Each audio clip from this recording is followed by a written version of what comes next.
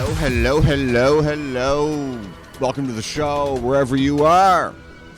Klayre Avalon show is in your ears. The global phenomenon, The funk phenomenon.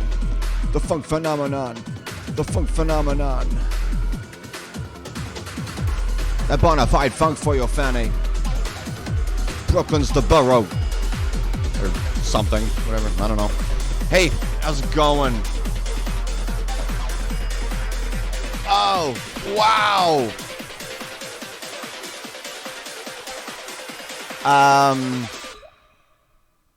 Yeah.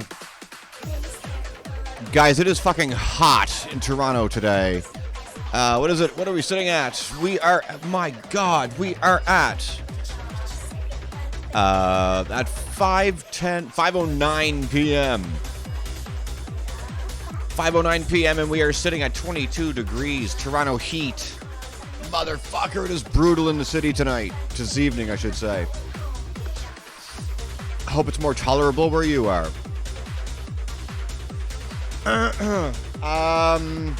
couple things to tell you about before we really get into it.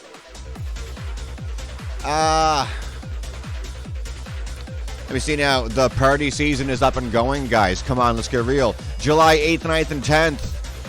This is over in the UK. And Savage, Eddie Halliwell, Dark by Design, and a whole slew of other talent, along with our girl Amber D. You all know who she is. Tidyland.co.uk for tickets to their weekender coming up in July. Come on, do that. Yes. I had to link up. Where is it?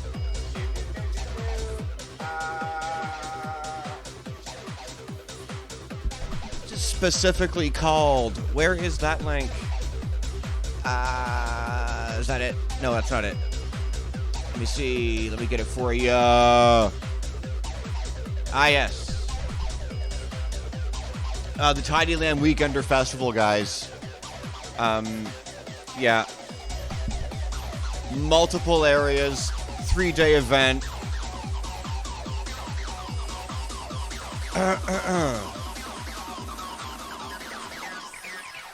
DJ Amber D gonna be there with all their friends. So grab yours while you can. Like I said, 8th, 9th, and 10th of July. Tidyland.co.uk will get you some seats, so to speak. If you've seen the show, you know I talk a lot about the boys over at Mass London.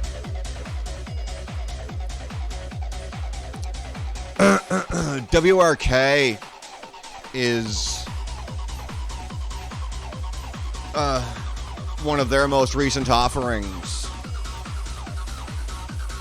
That's what you're hearing right now.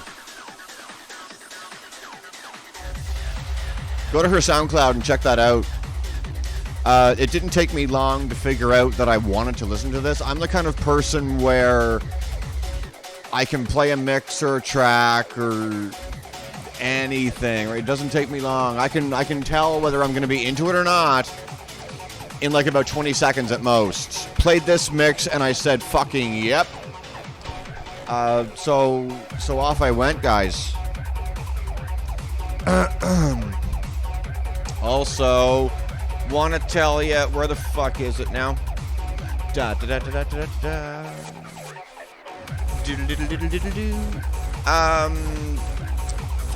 Come on now. Is that it? That's what I want. I just want the... Come on. Things are being silly with me.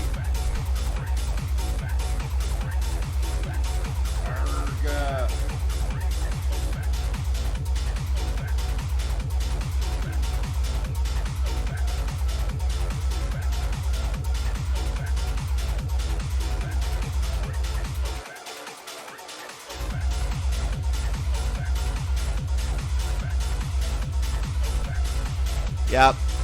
Mass London free download series E11 Henny and a Coke. Fucking, oh my god. Posted this 15 hours ago. It's brand new, guys. The ink is still wet.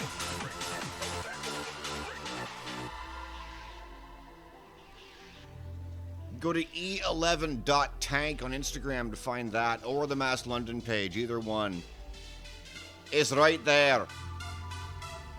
Yeah, I listened to that this morning when I saw the post. And I know the original Henny and a Coke. I've heard it before. I've heard it before. And when I heard that release, when I saw that post this morning and listened to it, I thought, oh my god, it's that fucking track. So right away, oh, my camera's all fucked on me.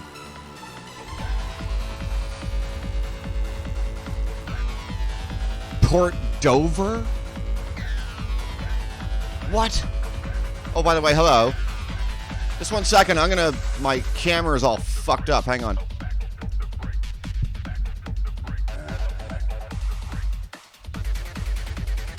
Oh, Port Dover. Oh, okay, I didn't see what Poggy Beach said. Whoops.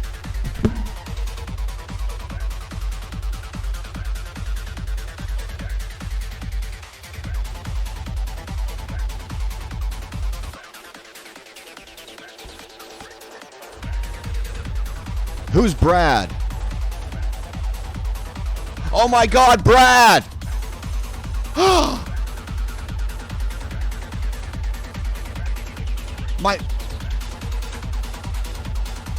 Is it the Brad? I can only think of one Brad. Say it, tell me it's you. Are you really here? Yeah! Yes! I didn't need the last name, motherfucker. Yes, yay! Welcome. What's going on, B-Rad? Hello, welcome. Welcome to my shitty little show, Brad. Nice to see you. Yeah, you had me, man. I saw your follow, and I thought, who do I know who would call themselves Poggy Beach PEI? Oh, fucking hell. I was like, who the fuck is this? Good to see you, man. Good to see you for sure. And for sure, welcome to the show, man. Quasi. It was one of my old raver friends, Brad, from back home.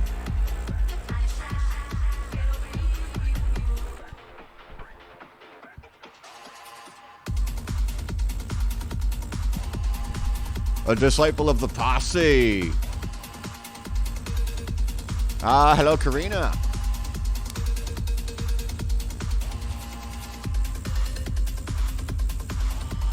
Yeah, me and Poggy Beach go back fucking years.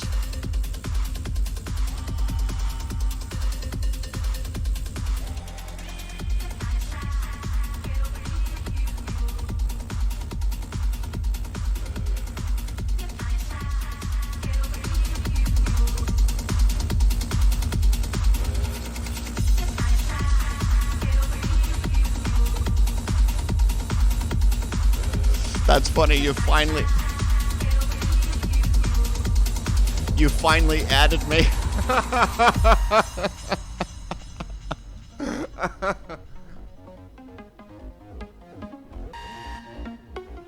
You know I've been bitching at you about that. Oh, so what's going on? What's on our minds today? Oh, man. You know what? I'm such a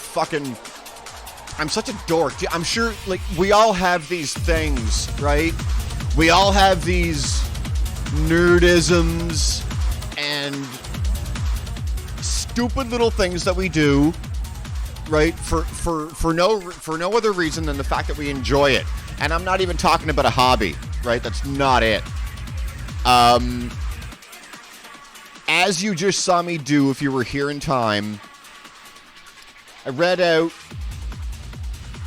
I read out the party listings with this fucking thing. I bought this morning, and my fucking pen. I bought a box of 8 of these. This is an Onyx, a Uniball pen. Back like 20 years ago at the coffee shop, I used to use those pens and Pilot pens for my artwork, for my tag, my graffiti, and my sketchbook. I haven't used one since, because I haven't found them. I have found them. I just didn't. I just didn't get one. So I just one of those things that fell out of memory for a while, and then when I started doing the show, I was doing it in like the 80s style, like you just saw. I was writing down like party details and stuff. I could look at my phone, but I don't know. There's a certain feel to holding a piece of paper and reading the fucking thing. So there I was. And yeah, today, because I'm that girl, I'm that fucking dork, I went and bought a fucking notepad or like a journal book and a box of pens. Completely unnecessary. Unnecessary. My angle is all fucky. Hang on again. This is gonna piss me off.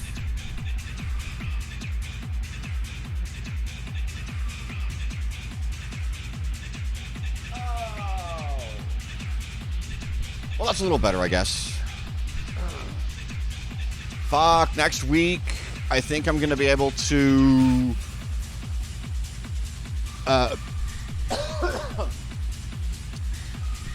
bring a mic stand into my little world so I don't have to do this for God knows how long when I'm on air. So that's going to be fun. God, I don't even have a computer desk, guys. I have that dining room chair with my shit on it, and then I have the dining room chair that my laptop is on. And then you right there. That's it.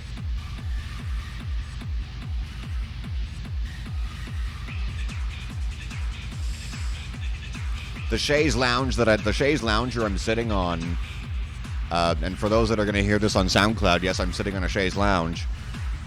This is going back to the look and feel of Sam Taylor on video hits in the 80s on CBC here in Canada.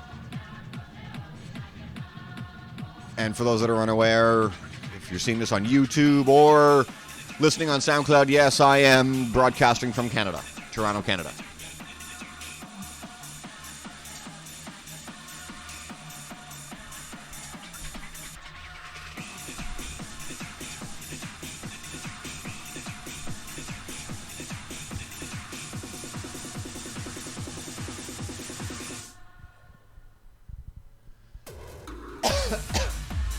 Holy shit.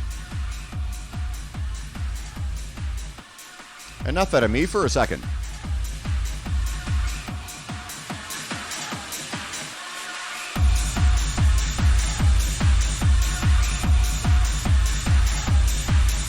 I'm going into this mix totally blind. This is not an analysis show this time. So I am totally blind to what we're going to be witnessing, so to speak, in this mix. And my fuck. 14 minutes in, and this is what WRK is doing. My God. Get my attention one time.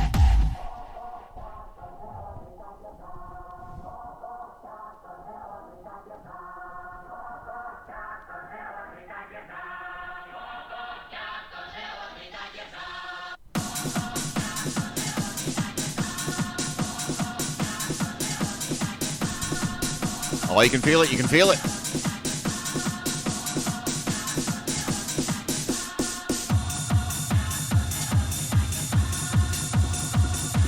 I love all.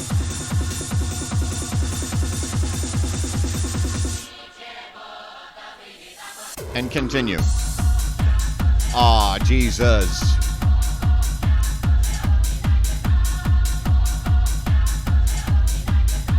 Oh, doesn't that Doesn't the element of that monotony just grab you and shake your brain?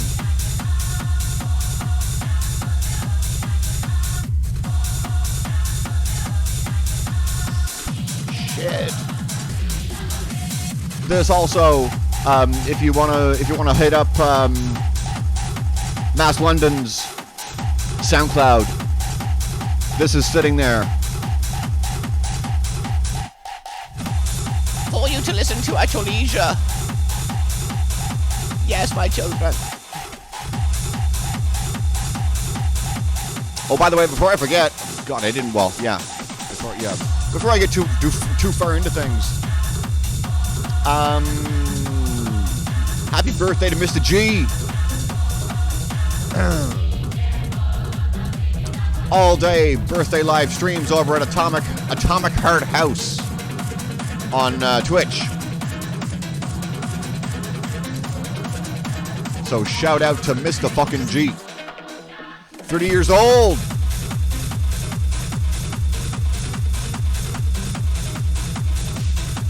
So we've been banging our heads over there all day.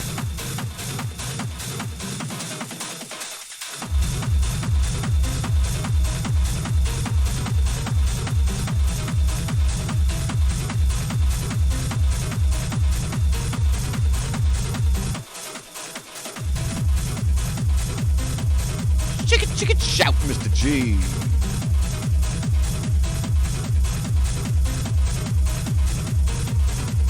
I'm trying to. Fuck! It just popped into my head. I'm trying to think of like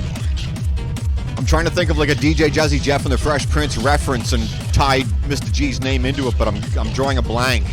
I can't think of shit.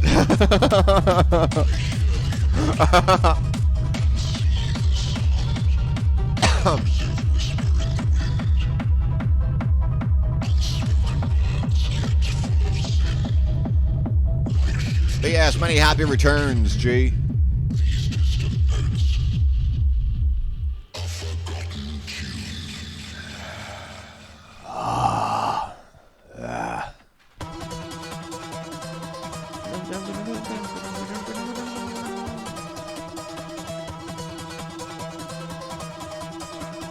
As much as I'm saying this isn't an analysis show,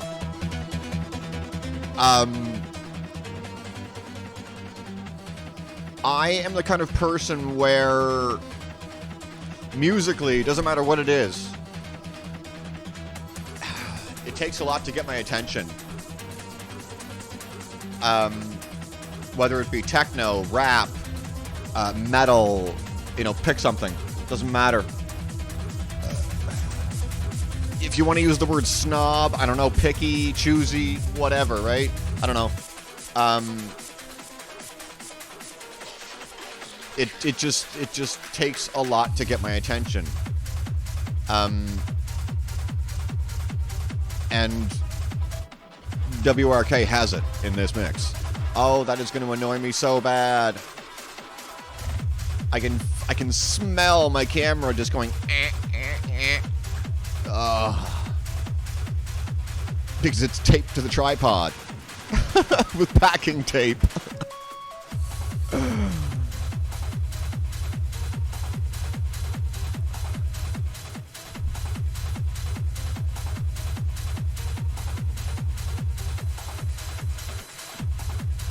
Oh, by the way, if you haven't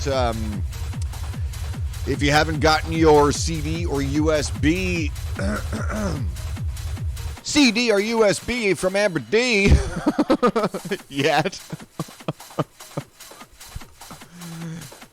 as far as I know, those are still available. Amber D in Wonderland is what it's called.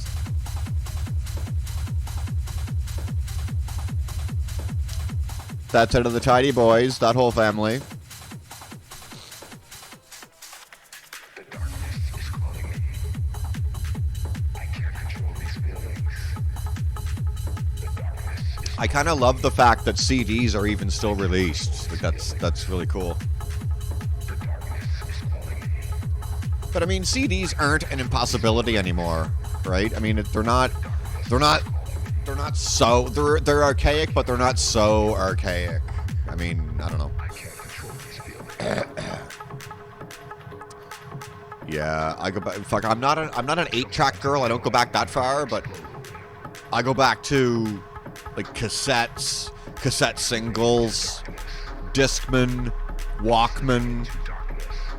Man, I'm sure if you're old enough, you remember the shitty Walkman that were out with the crap headphones and stuff like that. I remember when the Shockwave Walkman came out, and the Shockwave Discman. We all thought it was the best thing since the Red Sea parted because it didn't open. If I remember, how did the Walkman, the tape thing, it opened further than the models in the 80s did. It didn't open to a V, it opened to an L, and you didn't slip the tape in, you kind of placed it in, and then you closed the lid, and off you went. And if I remember correct, how did I don't remember how the Shockwave Discman opened. Because I don't remember. I don't remember. I think I had one. I don't remember. But I had a Shockwave Walkman for sure.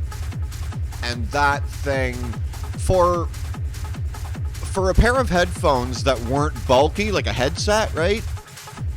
They were a little sturdier than like the Sony and your Panasonics from like the 90s and the 80s. But for a Walkman, they were still kind of slim, but they packed a fucking punch, right? For a slimmer model headphone. And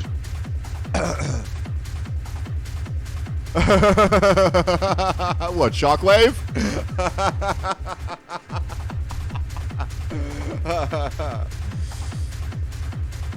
For the SoundClouders, Pogi Beach 911 saying that was his Shockwave was his or is his gamer tag on the Xbox.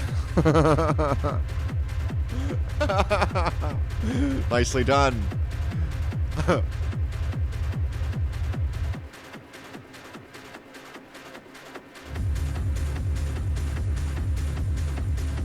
And like, oh, I'll be back in a second after this.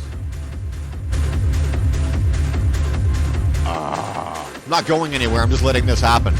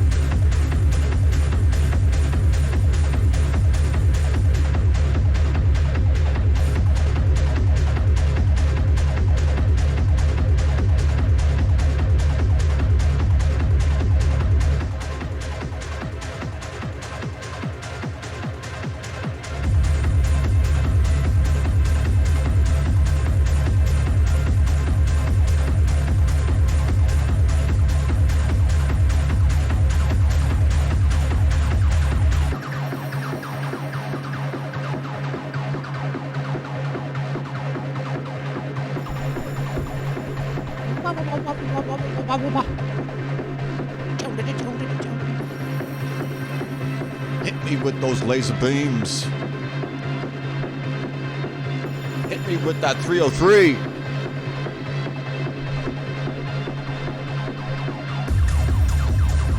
Pitch manipulation.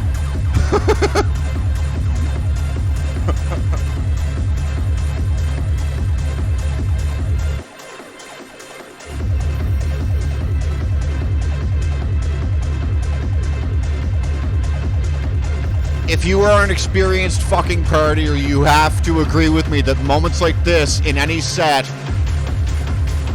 Ow!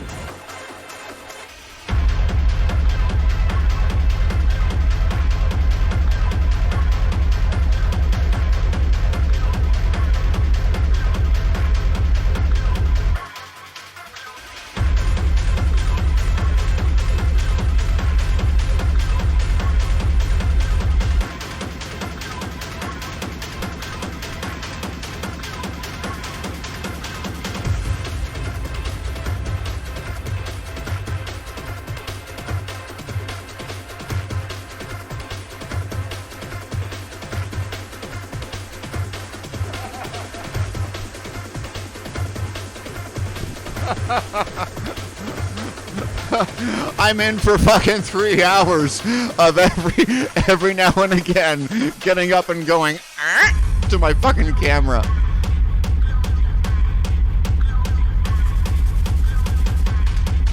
Fuck, I wish I'd noticed that before I started. Shit.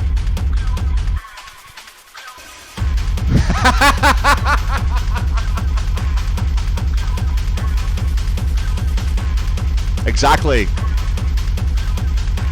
Yeah.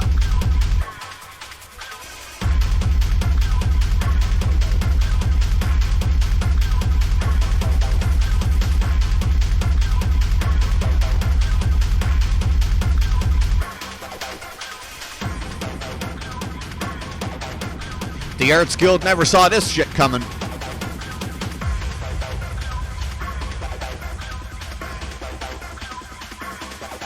I didn't hear stuff near this hard until I left my home province of Prince Edward Island, for those listening.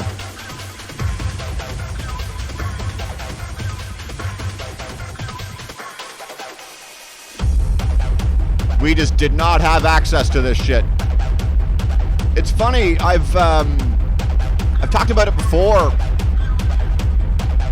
and as much as I don't want to turn this down, I've talked about my partying history.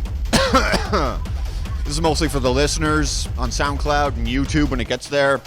I've talked about my partying history a lot since I've done the show, and musically, what we had available to us in Prince Edward Island, Canada, out on the east coast of the country, we were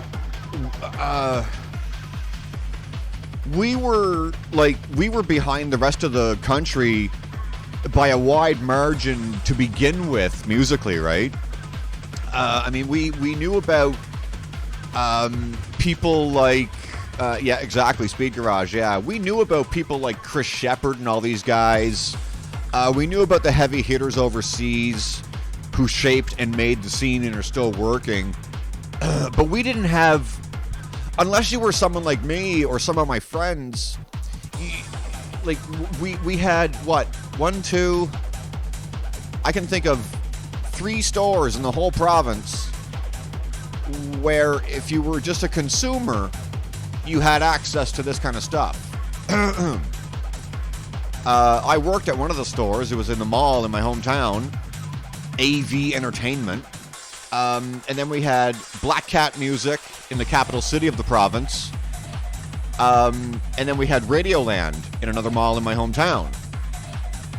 And those stores had a dance section, but it just was not, it wasn't this stuff.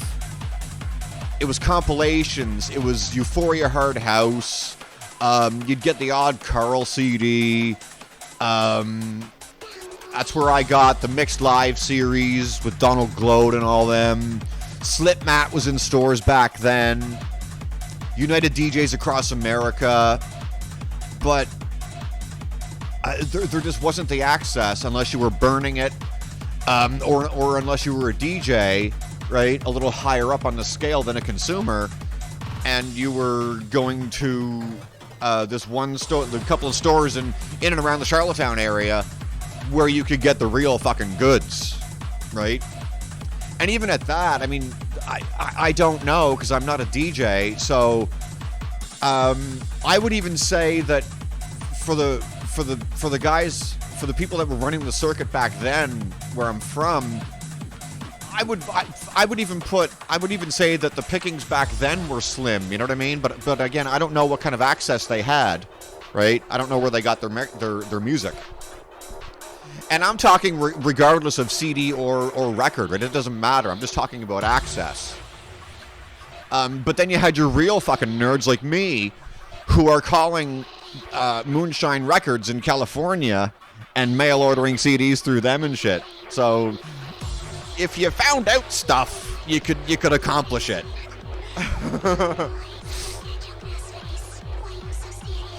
Fuck, the job I got at AV Entertainment, I went to school with the manager.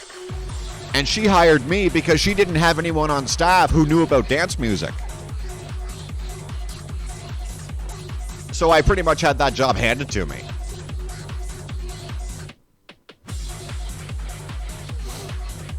I don't remember. Fuck. I don't remember if I don't remember if I quit or if I was relieved of my position. I know I worked at a gas station where I think I was relieved of that duty. Oh. Oh, okay, whatever. And we are, holy fuck, where are we? The fucking high octane. Half an hour in. Oh, it's 52 minutes, not even an hour. So check it out, guys. I don't know where you are in your belief system or where you stand in your faith arena, if you want to call it that. We all, and no disrespect whatsoever, do you, boo-boo. I don't care. That said, I've caught a couple of things recently that have gotten my attention. And when I came out a handful of years ago, despite the fact that I denounced religion when I was about 18 or 19, I didn't really give it much thought from then until recently, and recently being when I came out 5 or 6 years ago. By that I mean, no, I don't really have a concrete belief system. All I knew all these years was that organized religion was not in my wheelhouse. Never really was. I mean, shit, I was getting dragged to church 10:30 mass on Sundays. Didn't want to be there. I just looked through the hymn book on Sunday mornings and sit there and be mentally anywhere else but in the fucking church, obviously, right? I'm fucking, how old am I? I'm 10, you know, whatever. So yeah, you're not in the fucking moment. You don't care what the guy in the robe on the altar is saying. Just take me home, give me some Alpha-Getty, and let me watch Ghostbusters, the cartoon. The good one, not the one with the ape in it. The one with Slimer.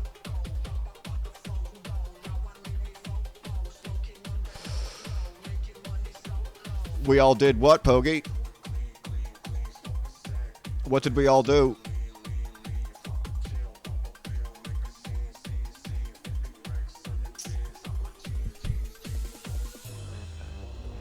Alpha getting, well, I'm just saying whatever could have been. Oh yeah, yeah, for sure, right? So yeah, you'd sit there and you'd just go through the fucking motions. My favorite part was going up for communion halfway through mass. So I just go home and have something to eat and watch the Ghostbusters. It was about noon on a Sunday. That's when they were on. And so years and years after the fact, what happened was, yeah, like I said, I came out and everything. And like I said, I never really had a religious compass, so to speak. But you learn stuff over the years, right? And I wasn't looking for a port in a storm. I don't know if I'd say that, but I did feel the need for something, for some reason. I don't know why. I don't know if you could even call me agnostic or atheist. I don't fucking know. That's how little I care about it. But where did I lean?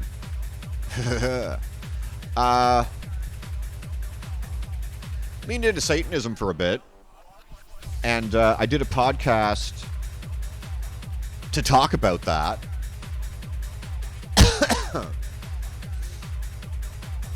And that discussion was basically where I had been with my exposure to Catholicism, and then finding, quote unquote, a lighthouse in the dark faith, right? And I'm not going to sit here and tell you that I got way fucking hip deep into it. That's not the case at all. They didn't do that. I was just exploring options, and it seemed kind of cool. So you dive in a little bit, right? You search and you read, blah blah blah. And that was fine. The worst thing I ever did was follow the Church of Satan on Twitter, and the Satanic Temple on Twitter. They're in Toronto. They're everywhere. I think in the U.S. too. Anton LaVey, if you're unfamiliar, is the head cheese at the Church of Satan. I don't know who. I don't know who is or if there is a head of the Satanic Temple here in Toronto. But regardless, that's where the path I took myself down, right?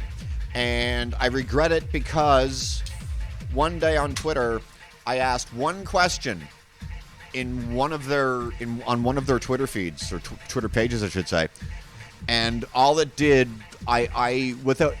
completely unknowingly, I lit a match and threw it like in a tire fire, kind of thing, right?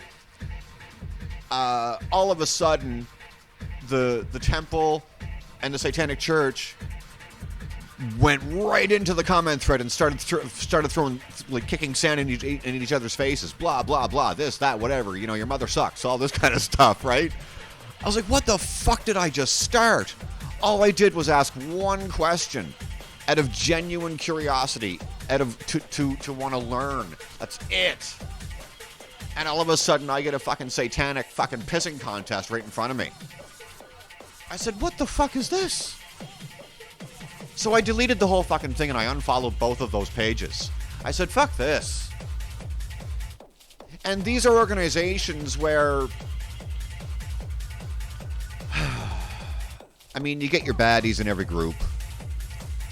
And maybe a little bit of ego, given what I experienced. But in Satan worshipping, there are the 7 tenets of Satanism. Discovered a guy recently.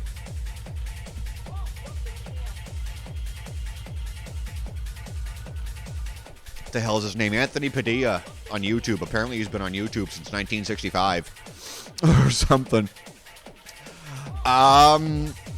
He has a series called I Spent a Day With. Really fucking cool series. We watched, what did we watch last night? I Spent a Day with Kleptomaniacs. He did an episode with what used to be known as schizophrenics or split personality individuals. Now they're called alters. That was really neat. What else? Spent a day with a couple of faceless gamers, right? In the YouTube streaming community, these game live streamers who don't show their identities on stream, right? Spent a day with a couple of them. Really fascinating. Last night, spent a day with a cult member. Spent a day with ex-Mormons. Jesus Christ. Pardon my wording.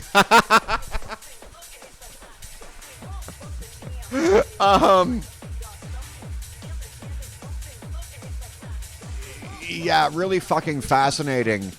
And then he did the one we watched last night where he spent the day with Satanists.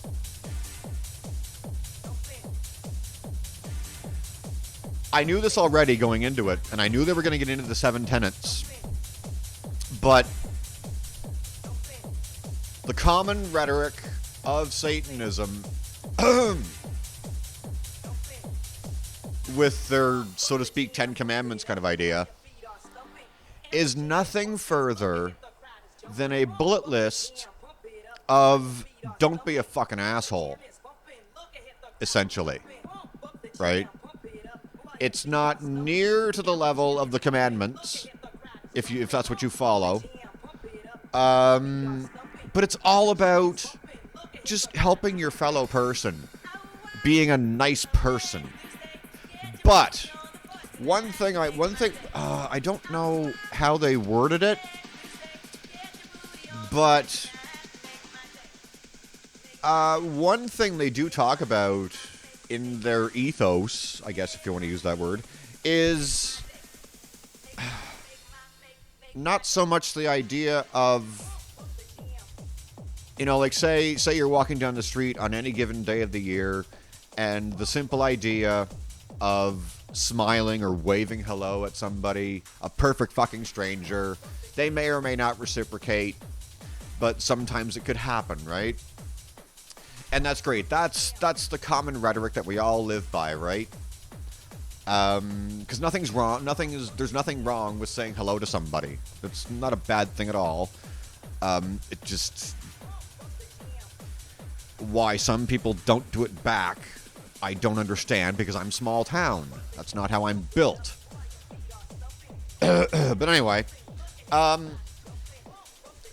one thing that does counter that logic in the 7 tenets of Satanism is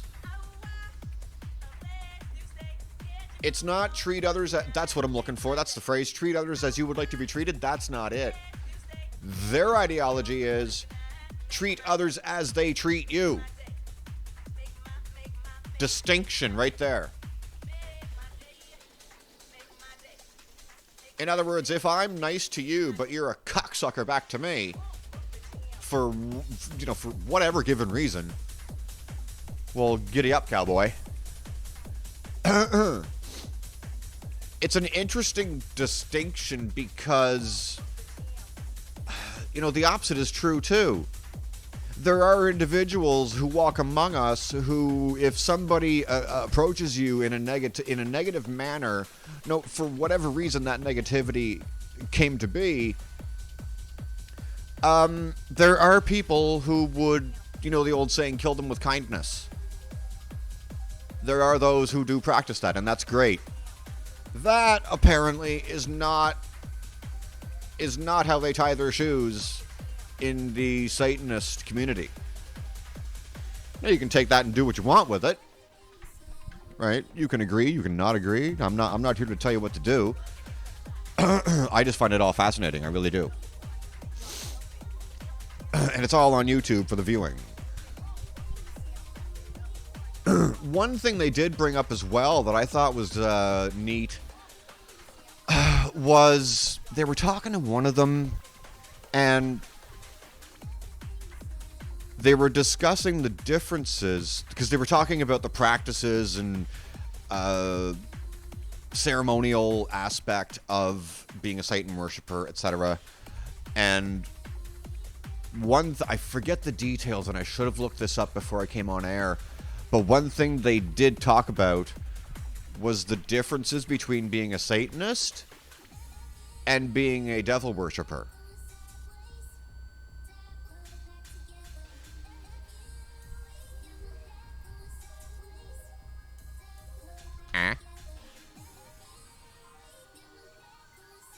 Before I saw that show, I didn't know.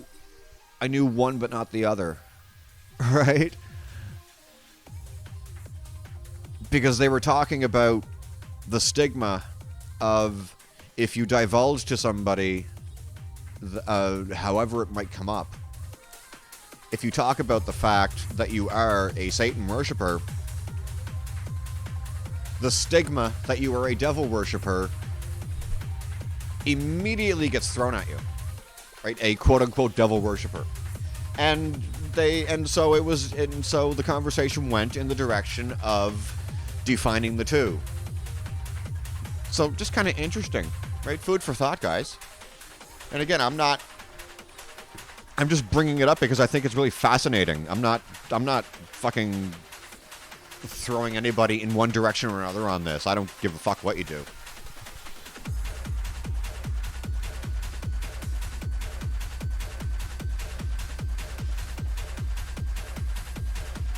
That reminds me. Is anybody aware, or how aware are you of the faith space, if you want to call it that? Buddhism, spirituality, all these different pockets of faith. I asked that because you know what I fucking found out a handful of years ago. Everyone knows about I'm going to use the word logo. Everyone knows what Hitler's logo was. Pop fucking quiz. Do you know what that logo, the swastika, means when it's presented upright, like a square?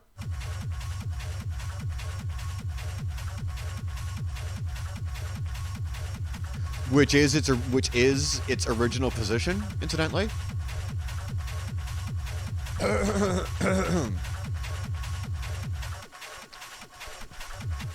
It's a symbol of luck and good fortune, my fine friends. Oh, and I am sorry if you are going to be seeing this on the recording. It's basically 6 o'clock in Toronto, and my west-facing apartment windows, it's dusk. So I have a big yellow ball of death coming in my window right now, and it's making me look like a soap opera. But yeah, the swastika or swastika. Has anyone ever known how that's pronounced properly? But yeah, symbol of evil, tilted on its little toes. Put it back where it should be, like a square, and it is a symbol of prosperity, loosely phrased. Isn't that interesting? Is that not fascinating? I mean, come on. Am I the only one fascinated by that?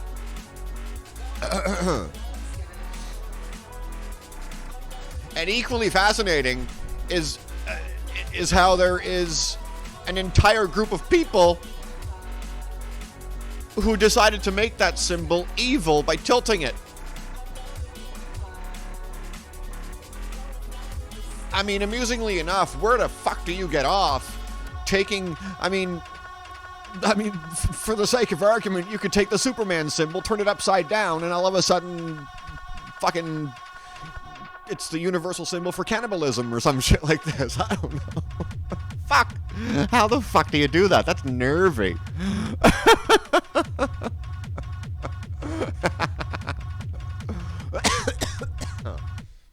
Yes, that Charlie Chaplin mustache. Yep. Entertainment Tonight. Who wore it better? Charlie Chaplin.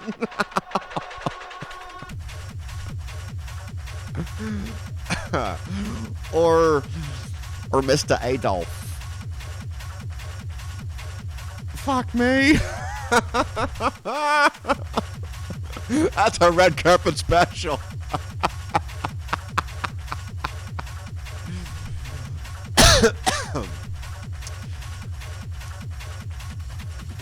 Oh, yes.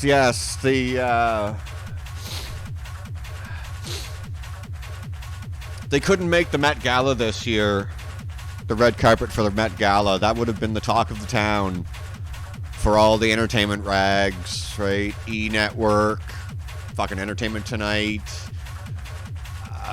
TMZ, The Wow Report. Does anyone know what The Wow Report is? There's a good one for the YouTube and the SoundCloud crowd. Or even anyone who's going to see this on the recording. Do you know what the Wow Report is? My guess is probably no.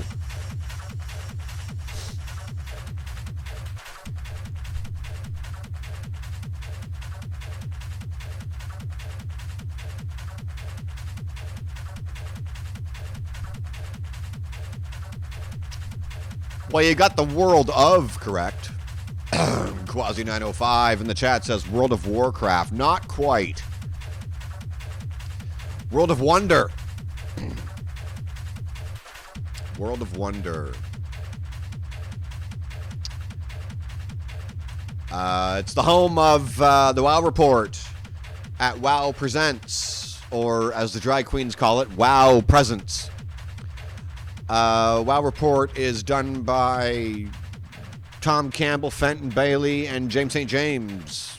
Fenton is a former club kid and co-founder of Wow Presents. They do it out in Hollywood.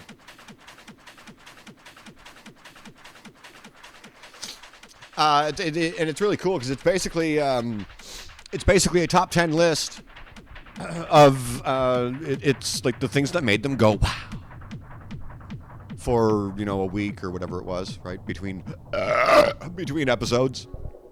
Yeah, it's really cool. Could be an author, could be a movie, could be a musical, anything. Doesn't matter. Oh, and we've got shit. We've gone dry. We shall fix that. Going to one of my favorites right fucking now.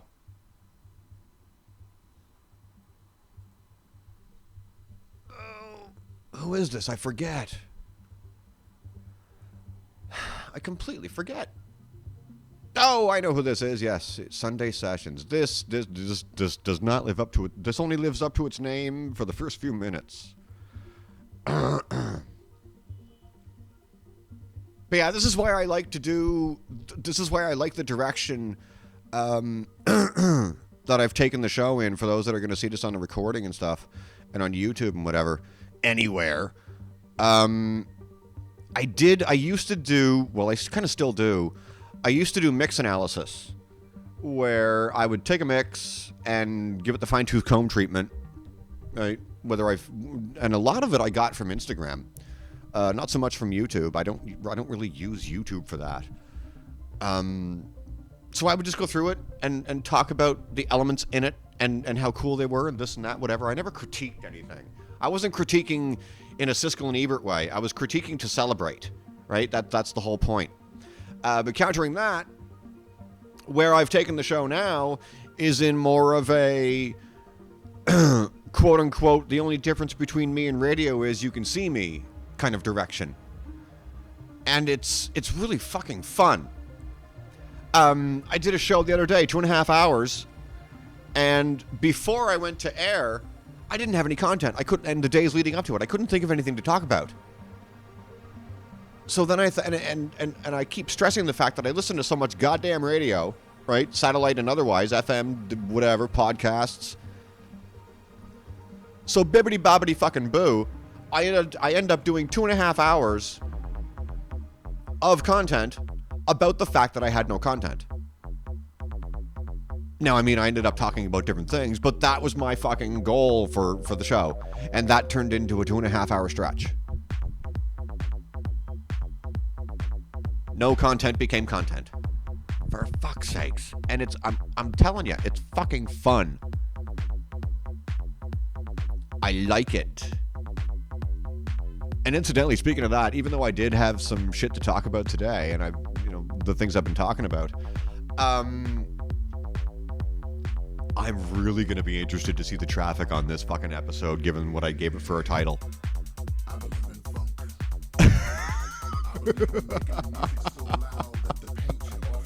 What did I call it? Satanism, witchcraft, and socks or something? I don't know. Yeah. Do. If you've seen this on a recording, if you've made it this far, if I haven't bored you to tears, we were doing WRK for the first hour, going back to, when the fuck was this? I don't know when this was recorded. It was recently, let's say. A little bit of Dave the Drummer on a Sunday just recently. I don't know when, don't ask me. But yeah, Dave the Drummer session. And again, you know what? I talked about Music Access earlier. He's another one.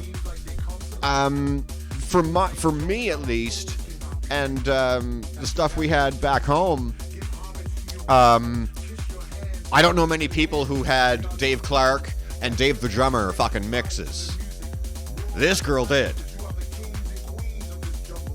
Fuck, I had Judge Jules, I had Sun Essential, I had God's Kitchen, I had Gatecrasher, I had Ministry of Sound, I had Creamfields, Sensation, Black, Dub, this, that, whatever, Up, Down, Sideways, all through, right? That was who I was. I didn't buy it, but that's what I had. Back when everybody burned they shit. Everybody burned they shit.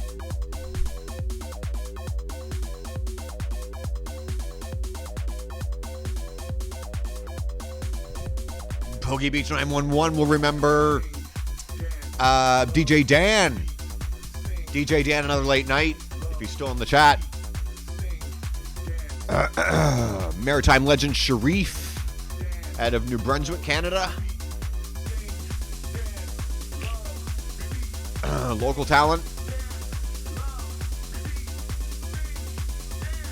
Who else was it? John Kelly. Funky Desert Breaks out of California somewhere. Also DJ Brian. I got the DJ Brian Hard Desert Trance series at the same time as John Kelly. That was cool. I've listened to that a million times since those days. Oh man, fucking cool. Donald Glode. And then when I got to Ottawa, it was Dave Audet, and on and on and on and on and on. David Emerson, if you want to get into the Prague area of things. Concrete DJs, I could go forever. Mistress Barbara out of Montreal. I remember I went to a party in Halifax at the Palace. Oh, nicely done. Poggy Beach 911 in the chat says Christopher Lawrence. Yes. Oh my God. Yo. You know who got me into Chris Lawrence? Ryan. Ryan got me into Chris Lawrence.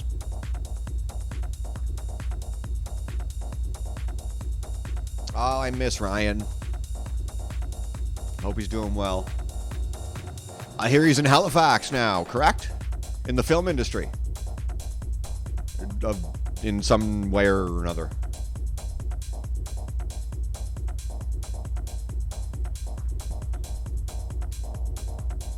Do you mind if I call you by your name, or would you rather I not?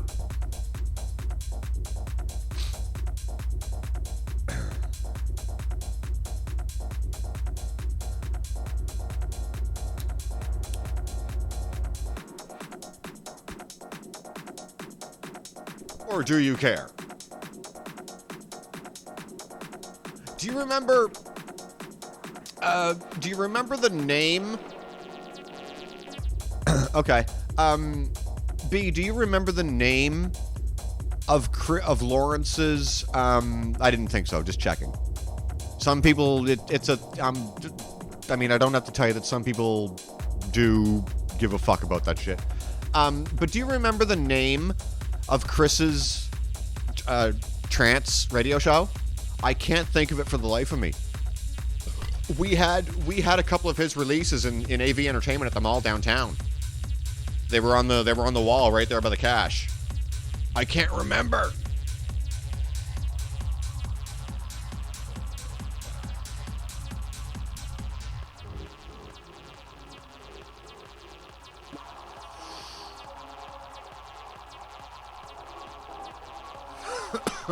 All I have to do is Google it, but aw, shit, right? Let me see.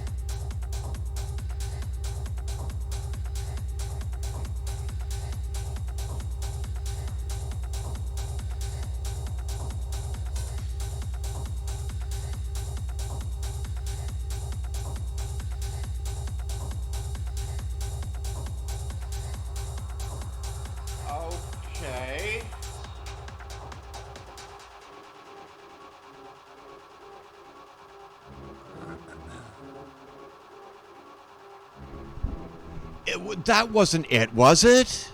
That's because that's what I got on Google right now, but that's not what it used to be called.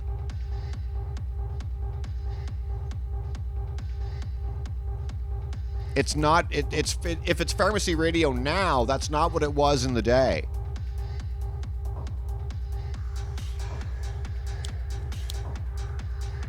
He had his own show.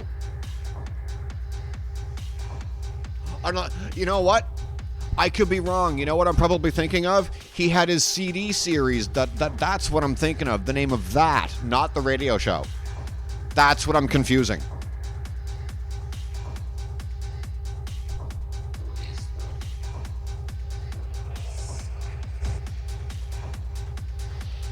Because his CD series wasn't the radio show. I gotta get back into him. I miss him. Yeah, see, I told you it wouldn't feel like a fucking Sunday session for long with Dave the drummer. He's ramping up.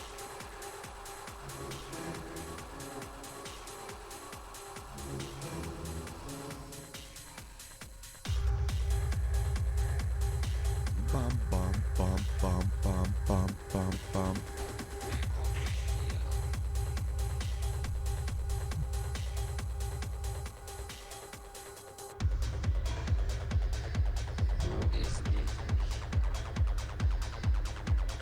Who else am I thinking of? The Liberators. Legendary. I thought of that too, guys. Since I just said the word legendary. Have you ever noticed that whether it be music or acting or like any sort of profession, right? Where I guess some sort of position of notoriety can be achieved through being good at what you do. Right? I thought of this today. What do we all do? Have you ever talked to someone where they mention someone, especially in our community? I'll make that distinction. And it's big in the queer community too. But in the rave fucking scene, have you ever spoken to anyone and they'll be talking about a DJ or producer and they don't use the word legendary? I mean, for fuck's sakes, why are we all legendary? Like, yeah, coming up at the party this weekend, blah blah blah, headliner. He's been doing it for 2 weeks. He's okay.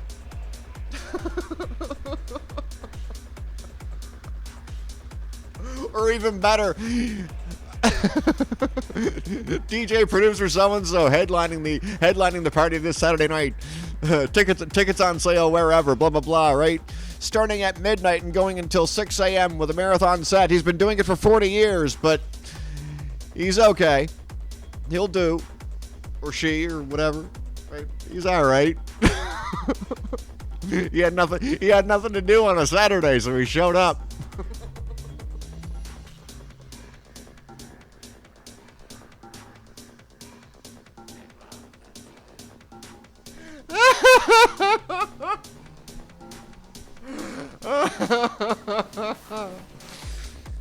A veteran of the rave scene for 40 plus years, and all he does is hit sync and go home.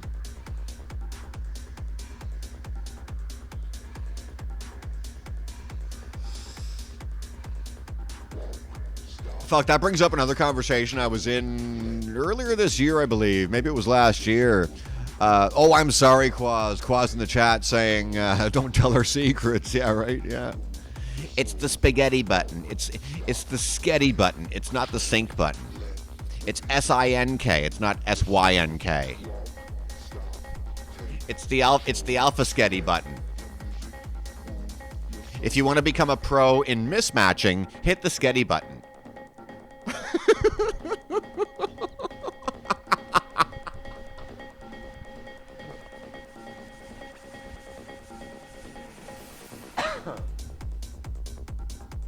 Coming up next on the decks, DJ Chef Boyardee.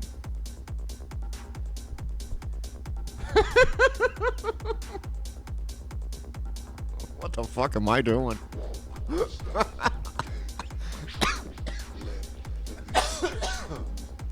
What was I talking about? What the fuck was I talking about now? Oh.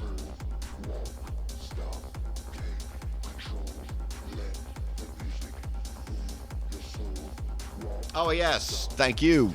Legendary, yeah. Everything is fucking legendary.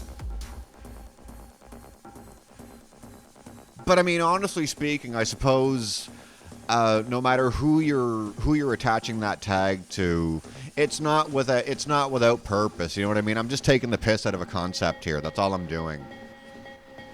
But we do it to everything. We do it with everything. And these people that, you know, if you're in a conversation with a friend of yours, and they'll be talking about someone who does something, whatever it is, and they go, oh, they're amazing. Well, are they? Everything is not amazing. Oh, does that not make you itch?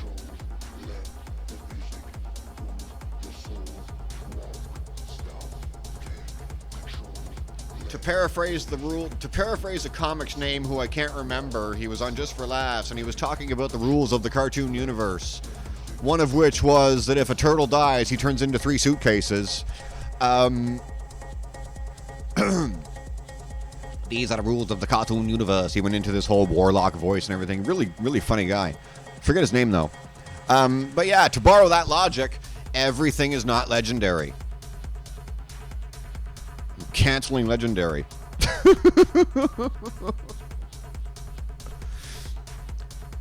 Yeah, all of a sudden a social justice warrior comes into my chat right now, just in enough time to cancel me for saying that. Yeah, I got your cancel right here, motherfucker. Cancel culture. Yeah, fuck you. Cancel culture. Fuck off.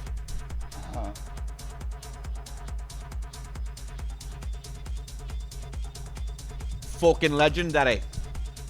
Fucking legendary, right? Oh, and speaking of which, I'm going to eat my own words right now. My last show, I did a... In it? What? I know that one. That's a Britism. In it. All it means is, isn't it? That's all it means.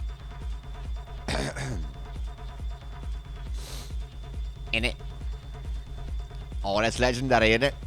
In it. It's fucking legendary. I'm reminding myself of the last show when I went into a bit of a Lily Savage. I went into a bit of Lily Savage on my last show, talking about Arvada and stuff, wondering who I am and all that shit, and Lily trying to fucking explain who her friend in Canada is, right? That's what I did. And what I mean by eating my own words is, to me, and to a certain group of people, Lily Savage is legendary. Journalist turned drag queen. She doesn't do typical drag. She does like a stage show, an intimate stage show. They do a lot of that sort of thing over in England.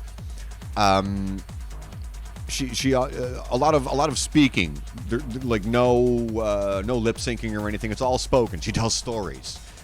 She's got a fucking blonde permed fucking wig, like what's her name, like to like Anne Boleyn level, right? She's got a fucking wig on her head as big as my apartment. Yeah, I fucking love Lily. And keeping in the queer verse for a second, Charles Pierce. If you are of a certain community of people, you will know who Charles Pierce is. An absolute phenom in the world of female impersonation. Distinction. Charles Pierce is not a drag queen. He's not. He does impersonation. He does Mae West. He does Joan Collins. Bunch of other people. Really fucking good at what he does. Where are some? A couple of his shows are on the YouTubes. The YouTube. An Evening with Charles Pierce, I want to say, or Charles Pierce at the something or other theater. Fucking brilliant. There's one bit. There's one bit where, or one segment of the show where he's on stage and he's going through the whole act, and this was like the 70s and 80s, so you could smoke in the venues, right? And at one point, he asks the front rows of the theater, he asks someone for a cigarette. So someone throws a smoke up on the stage without missing a beat. This cocksucker looks back down at the person who threw it and goes, "Lit!"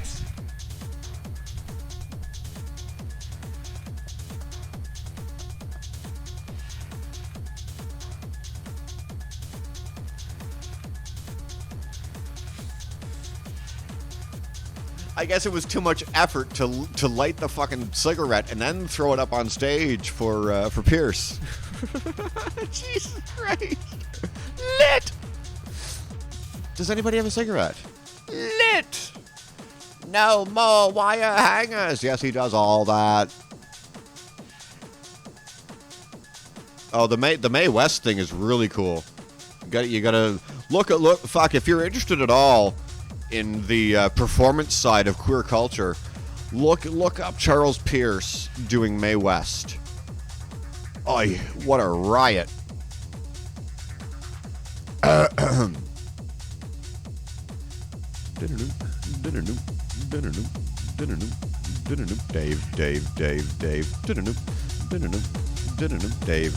Dave the drummer.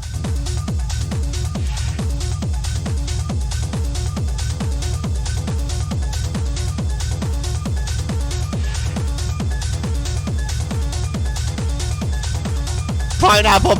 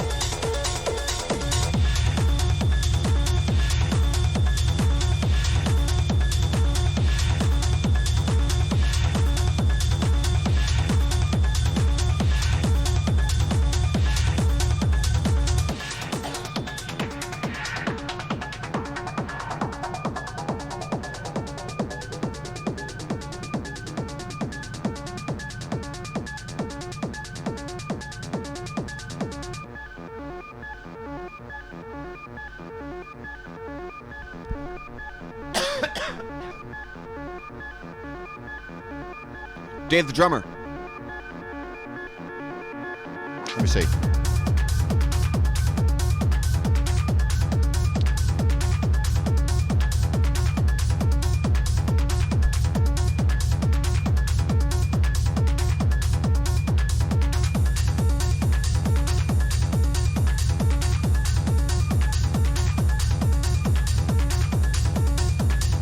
Hang on now. Let me see here.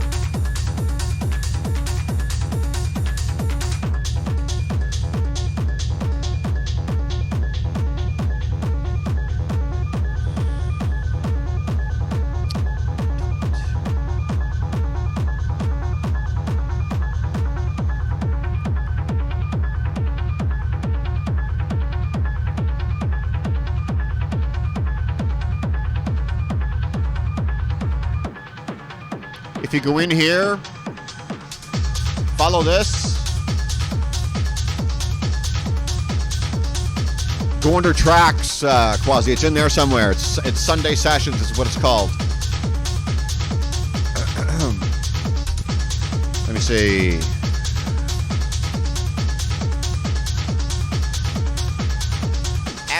SEO3 episode 4, I think. They all say no mic, so don't pay any mind to that. But yeah. But yeah, it's in there somewhere.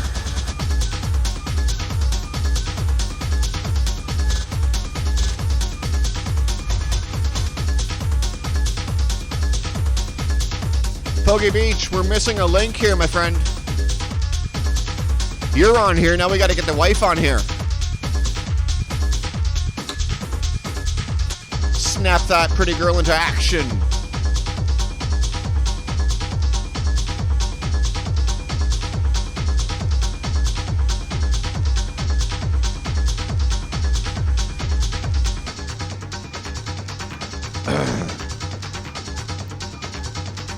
Get the lovely Mrs. Williams into the Mama Klayre army.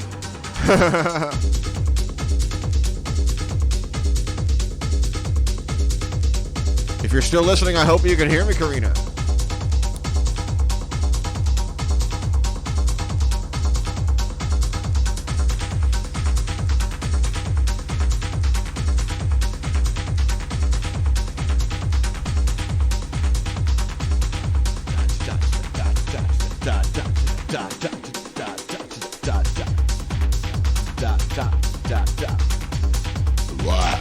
Fuck me.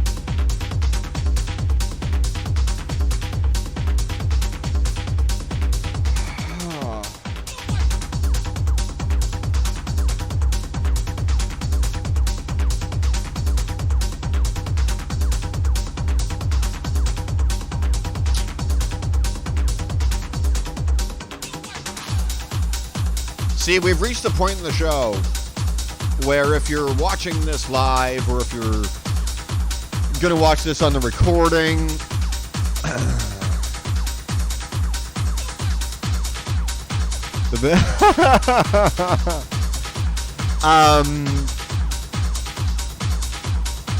if you're watching this live, this is fine. But for the listeners on SoundCloud,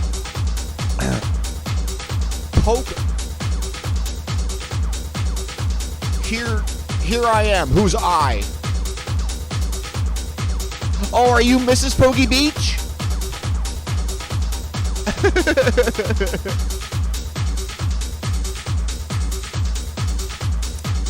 Oh, welcome in, my love. Welcome.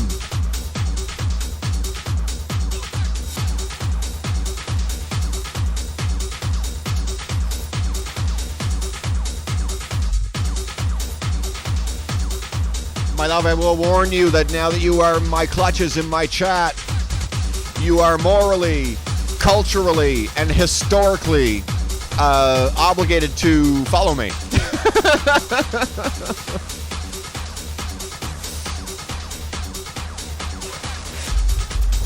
I'm teasing.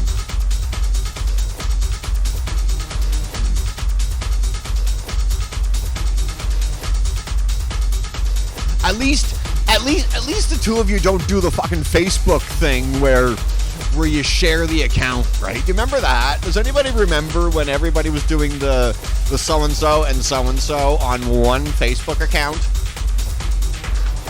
Like everybody all of a sudden turned into Brangelina. I mean, fuck off and get your own account, for fuck's sakes. There's my Canadianism coming through right there. Fuck off and get your own account, huh?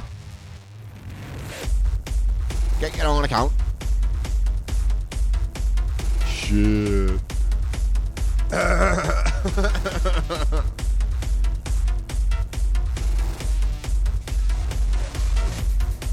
Bop, bop, bop, bop, bop, bop, bop, bop. Oh, I should mention as well. I mentioned this when it was on pre-order.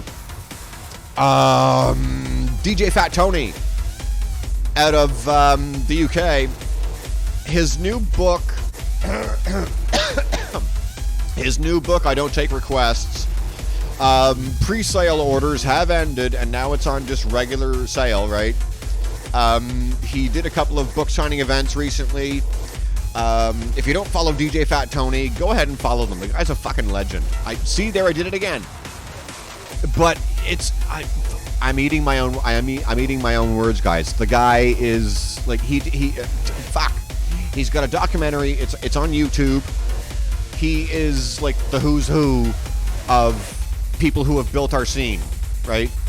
And yeah, his new book, I Don't Take Requests, still available. It's on my radar. I will have a copy soon. Also, too, in the world of stand-up, because I've been a disciple of stand-up since before I was born.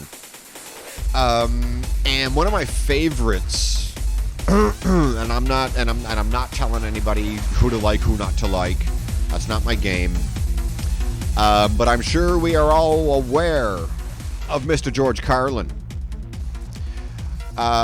We know George Carlin from being Rufus on Bill and Ted and his stand-up specials. And that's interesting too, because I was talking the other day on my no content show about how, you know, everything is streaming now, right? Whereas now we have platforms like Netflix, Hulu, Crackle, I believe, is another one. I think Crackle is an actual TV station. Peacock is another one. But there's a fucking carnival of different streaming services out there for the taking. And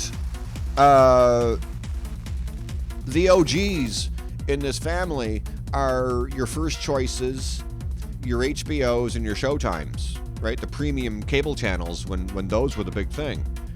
I say that because as much as, yes, comics now do get our specials on HBO and channels of that nature, right, to stream and whatnot, and Netflix. Netflix is the fucking juggernaut. If you get the common rhetoric right now in the comic world is if you have a fucking special on Netflix, you have achieved godlike status, arguably. But be that as it may, the OGs still exist, right? And that's where these fucking vets of the scene come into play. And also, it's where, yeah, I know what I said, Quasi, yeah. Legendary status, yes. I'm eating my words, yeah, fuck you. But yeah, Carlin has specials out there in the world of HBO and so on. Great work. I fucking love the guy. Found out 2 days ago there is a documentary out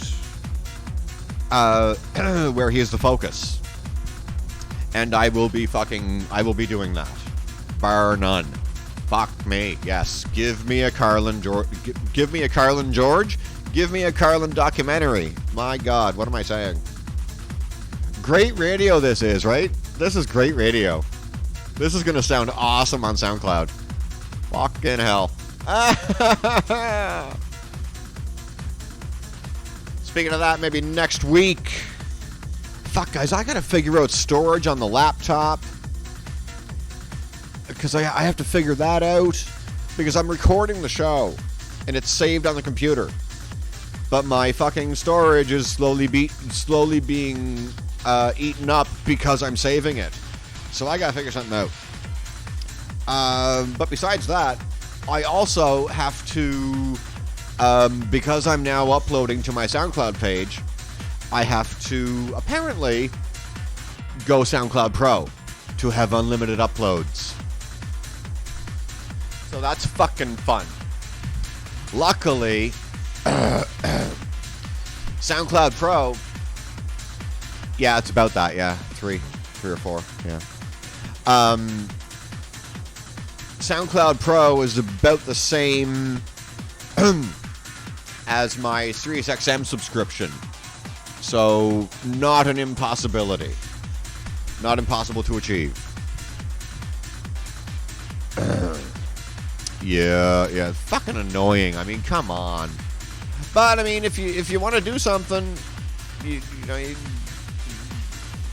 like I've been saying lately about everything, especially now that I do the show, everything worth it costs you a little money. Like even take something as simple as turn this down for a second. Even something as simple as YouTube content. If you are unaware, you can do a lot of shit on YouTube, but what you may or may not be aware of is if you want completely uncensored material beyond what you're watching from any YouTuber, you will get above and beyond what you're watching on their Patreon if they have it. Now, I'm not sitting here with any clue as to how Patreon works. All I know is it exists. That's it. I have no fucking idea. All I know is if you want uncensored content from YouTube, that's where you go. That's it.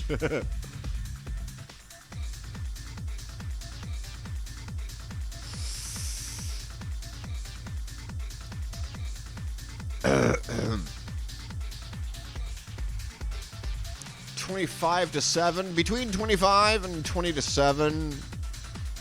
Where are we? Oh my God, we're only 35 minutes into a 122-minute mix. Let's see how much further I can go without getting bored.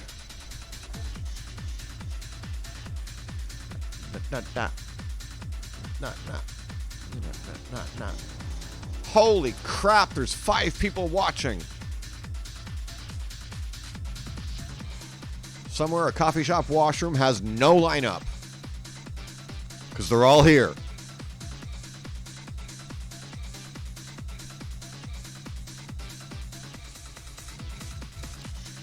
Please wash your hands before entering the show.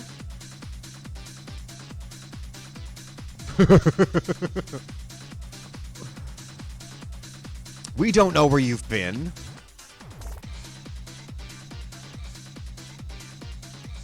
We don't know where you've been, but we know where you're going to be.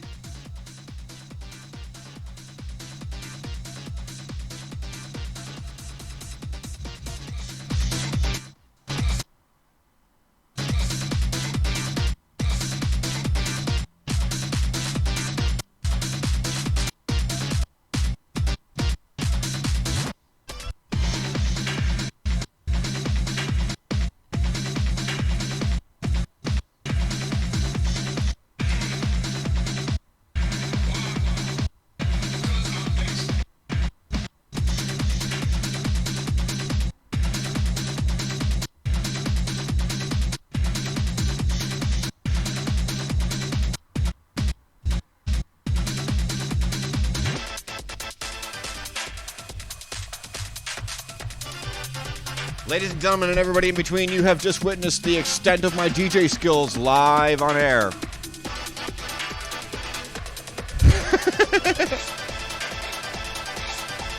Sliding the volume button up and down.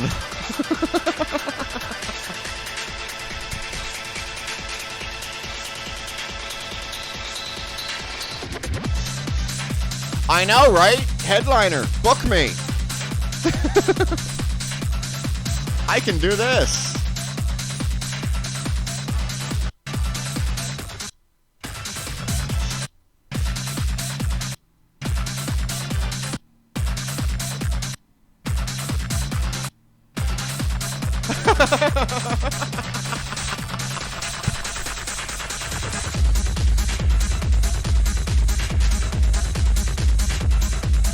Ladies and gentlemen, and everybody in between. Steers, queers, and otherwise. But only if you're in Texas. And we're all out of steers. C. James 13 has entered the chat. Welcome in, sir, or madam, or whichever you prefer. Motherfucker. I don't know. Welcome in, my friend. How you doing?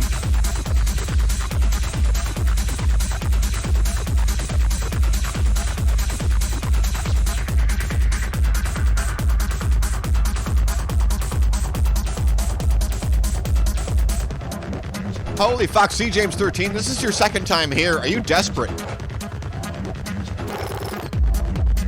Jesus Christ. Very good. Oh, don't tell me that.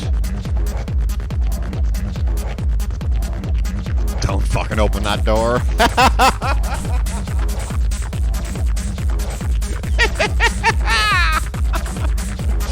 Cunt is fine, he says. Cunt is fine.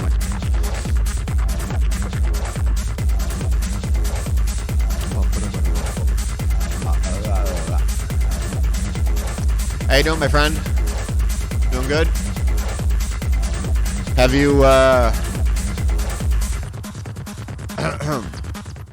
have you checked out any of the Mr. G birthday celebrations over on Atomic Heart House's page at all today?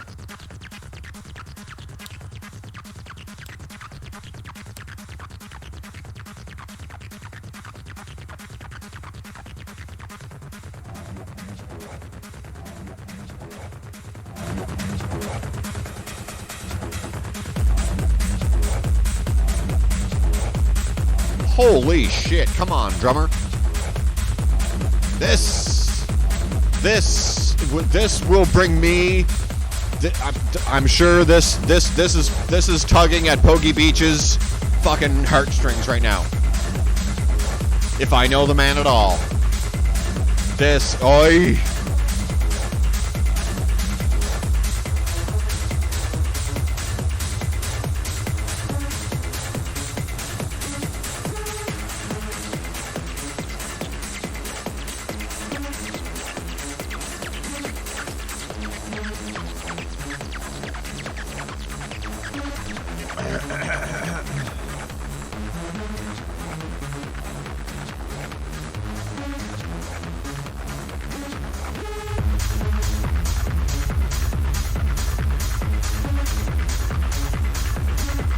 For those unaware, I described earlier the scene in terms of music access that we had back where I'm from on Prince Edward Island, Canada. It just hit me now. The only time I can remember hearing music that even remotely leaned toward what you're hearing right now was at the last party Prince Edward Island ever had, which was at the UPEI, which is the University of Prince Edward Island. And on campus, they had a bar, and it was called the UPEI Barn. Aptly named because their creative juices were fucking just flowing, and they blew the budget on the name. The UPEI Barn. Fucking thing was a fucking barn. But it wasn't a farm barn. It was a literal fucking barn on campus, and that's where the last party that that venue, or that, if you want to call it a venue, that spot gave birth to the last party that my home province ever saw. The scene basically died after that, right? For whatever reasons. This was like the early 2000s-ish, somewhere around there. 2002, whatever. I don't know. I don't remember. That night was, among others, headlining with DJ Flycore. And again, the rest of the night is a blur. But yeah, DJ Flycore, Brett Doyle, an absolute phenom, trance DJ and producer in the Charlottetown area, back where I'm from. And that night, that party, there might have been others who released a CD back in those days, but he was the only one I knew of. I still have it in my binder. DJ Flycore, trance DJ. And we all went fucking absolutely bananas because he played the CD that night.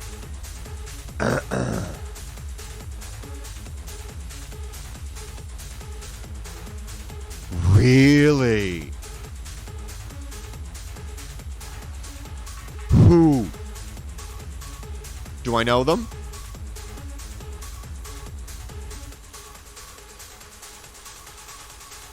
Oh, please tell me who.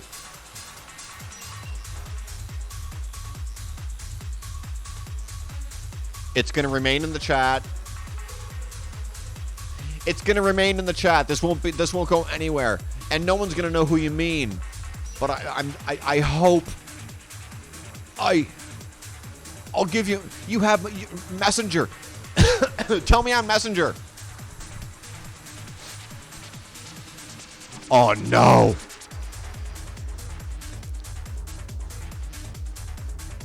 I don't know, dude. Tell me on Messenger, please. I won't say. I'm just hoping I know the person.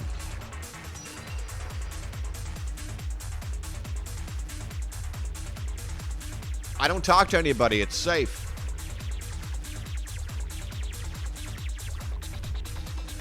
Come on, throw me a bone. Oh, you're killing me here.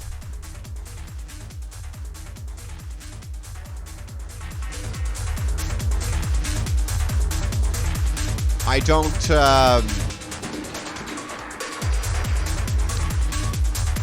admittedly, I don't remember much leading up to or after Flycore's set. All I know is I left that party with a girlfriend. That's all I can tell you. And I remember you and Thompson singing Mockingbird out the balcony at like 5 a.m.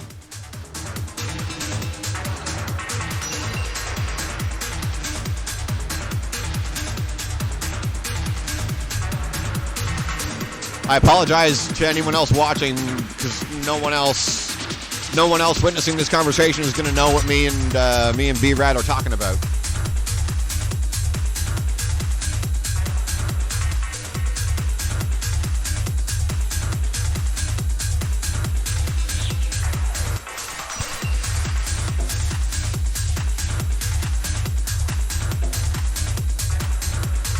I remember him, thank you. Really? God damn. Jesus Christ. That sucks. You know what? That sucks.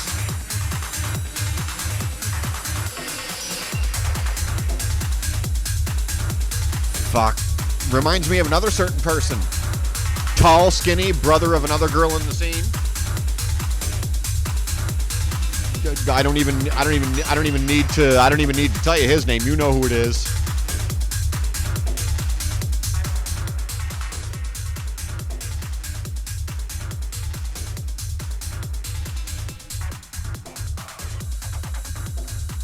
Name rhymes with bet or jet. That guy. Speaking of too many pills. Shit, kill yourself in a summer, motherfucker. Oy. Anyway.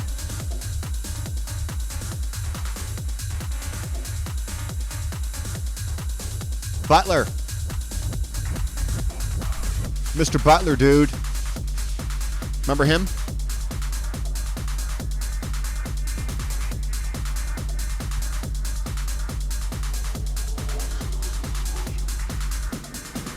Yeah. Fuck. What a specimen. Tessa's bro. They're not gonna see this, either one of them. I don't give a fuck, I'll name them. I'm not naming him, but yeah, Tessa's brother.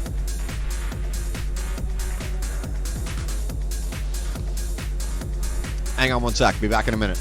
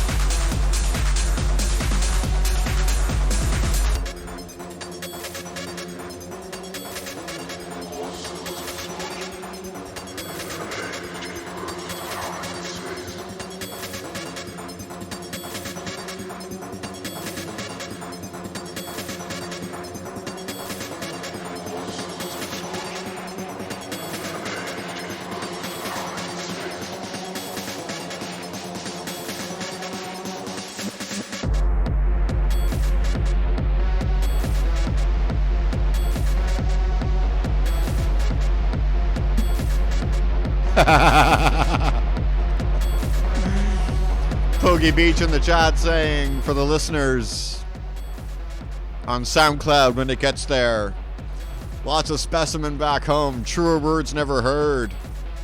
Fucking hell. Man, I'm still thinking of that UPEI party. Fuck, that was the one where, I don't know if you remember Stuart Phillips. He worked at Radio Shack in town, and he also DJ'd at Summer Street for a time. Wife said that. Good on you, Karina. Is it Karina? Am I doing that correctly, my dear? Is it Karina? I just don't want to mispronounce it. Or Poco, if you prefer. My apologies. Karina, very cool. All right. Karina. It's a cute name. I like it. But yeah, Stuart Phillips, DJ at Summer Street for a time. He worked at Radio Shack in town, and he came to that fucking party with me. And I'm sorry to the listeners. I'm kind of going down memory lane here with a viewer. Stuart came to that party with me. And leading up to it, he's like, yeah, I'll come with you, no problem, cool, I'd love it. He got a new outfit for the thing and everything, right? And he didn't partake in any party favors or anything, and he was trying to puff his chest out with me.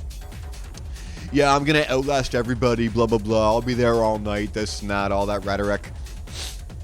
So that's fine. We go down, and I forget how we got there. I really forget. I don't remember how I got there because it wasn't in my car. Because I didn't get home in my car. I got home through Brent Kilbasco. And so did Jason Heisler and Timmy Gallant. But anyway, Stuart gets there with me, sober as a jaybird. And he's fucking pumping and he's having a great time, whatever. Along comes 2 or 3 in the morning. He looks at me and goes, "Oh, fuck me, I'm exhausted. I'm gonna go home." Well, how do you like me now, Rambo? Yeah, I'm gonna outlast all you cunts. Yeah, for sure. Yeah, fuck you. Fuck's sakes. Yeah, I can do it. Yeah, sure. Yeah, whatever, big boy. Come at me, cowboy.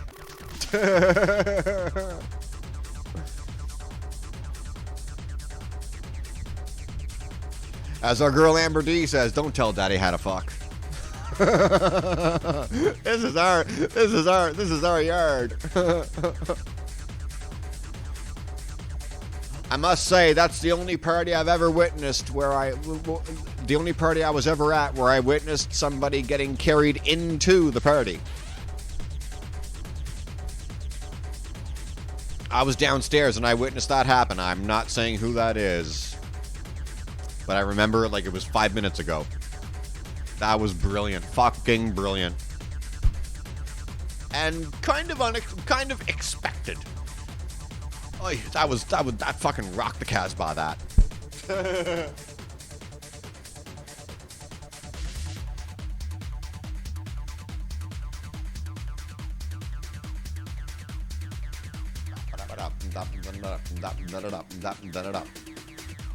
Time is it? 7 o'clock. I'm going to finish out this mix. I'm only doing this as background. This is, like I said at the top, this isn't an analysis show, a mix analysis show. This is just the new format. No, it was Thompson, dude. If you're going to force me into it. It was Thompson.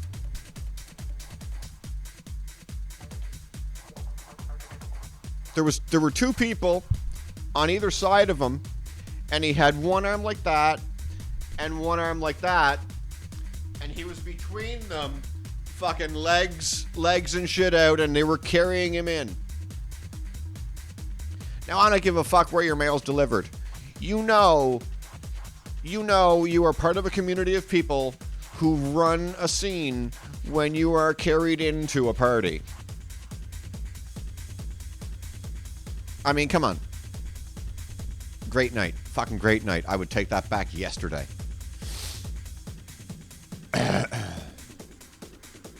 And I'm not scared to say who it was. He may or may not remember. Who knows? Nah, it wasn't you, dude. It wasn't you. You were never fucking... This is gonna sound so weird on SoundCloud when I get it there. You were never, like a total train wreck. Not to my memory, anyway. You were always cool.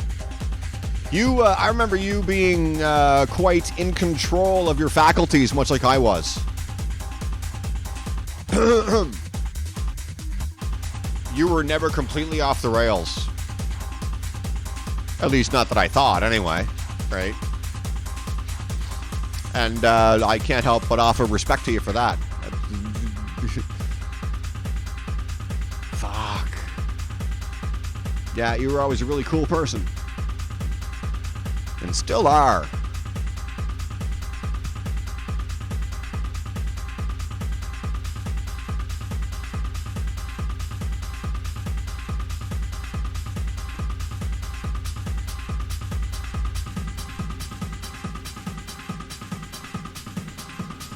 Question for the audience. C. James 13 is saying, ever fucked your ex-girlfriend's best mate in the middle of a main road?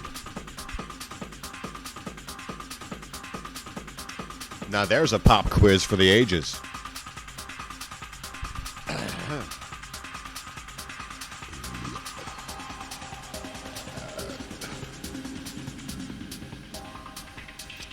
Nicely done. I'll go first. Can't say I have.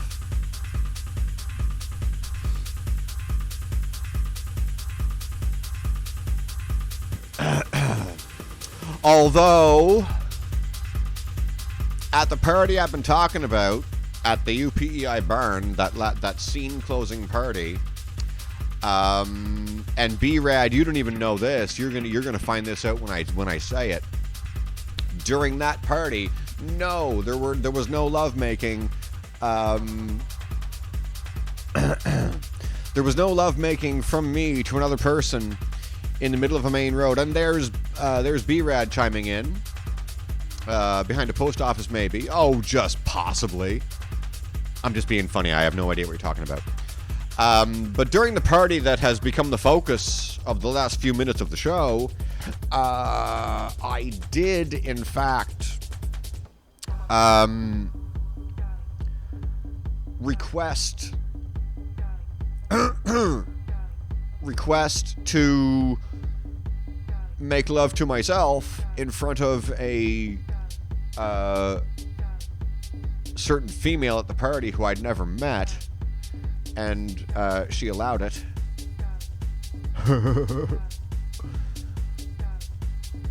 That was interesting. And yes, don't fucking... Yeah, I know what you're gonna do. Yeah, whatever, yeah. Sure. Yeah. Yeah, I was outside at one of the benches. Yep. Yeah, I knew... Yeah, you didn't know about that. Nobody did. What do I give a fuck? What do you think, I'm shy? Now? I don't give a shit. What? Yeah, laugh all you want, fucko.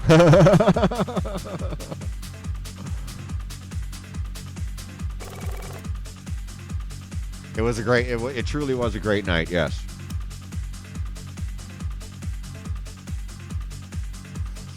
I wish anybody watching right now, even though most of my audience are from England, except for Quasi 905, who is here in Ontario. I do wish that the people who I've connected with in the last few years got to witness what we had going back on PEI in Canada here, back in the late 90s, early 2000s, before I left the province. It was an absolutely great time, I must say. It was really special. It was small, but it was ours. It was ours. You know what I mean? And it was close-knit. We all supported each other. There was no judgment, do you kind of thing. It was really fucking cool. And I would take it back 5 minutes ago. I really fucking miss it. And not even the raves, right? Not even the parties we had.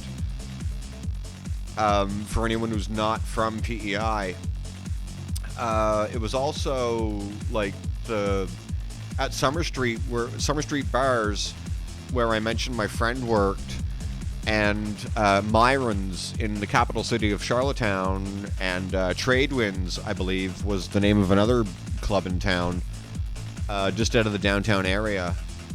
They had certain nights here and there.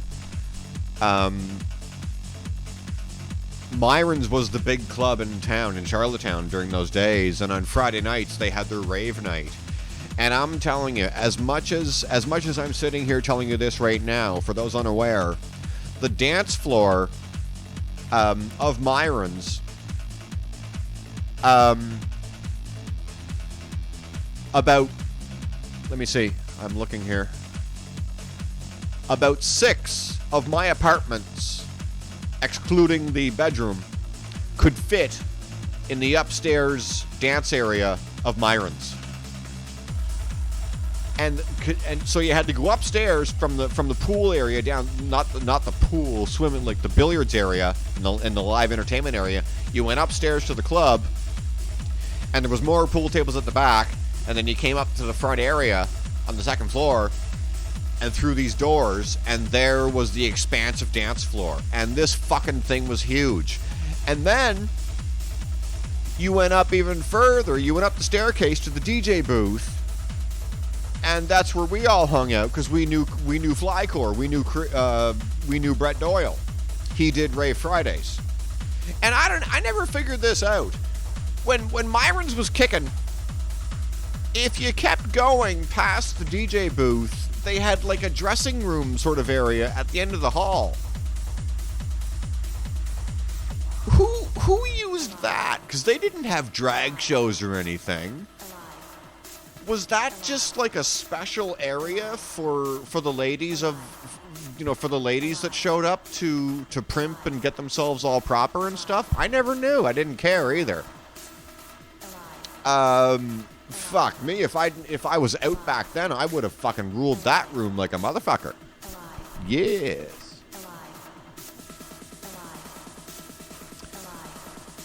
I remember, I remember he got fired, yeah. Oh, that was sad. Yeah, we ran that place, B. For real. It was, really unfortunate. I mean, you start... I mean, for the listeners on SoundCloud, Pogie Beach 911 is saying that a DJ at this club I'm talking about was relieved of his duties for... I'm jogging my memory here. For basically playing music that catered to a very niche community on the island, but a very present community on the island, of which this DJ was a part, right? He was a part of it, and it was called Rave Fridays. Really simple name, great fucking night, and like my viewer is saying, we ran that joint. Like, we showed up, and everybody runs to the nooks and crannies. Oh, the ravers are here. It was really fucking fun. And it really was. It really was unfortunate.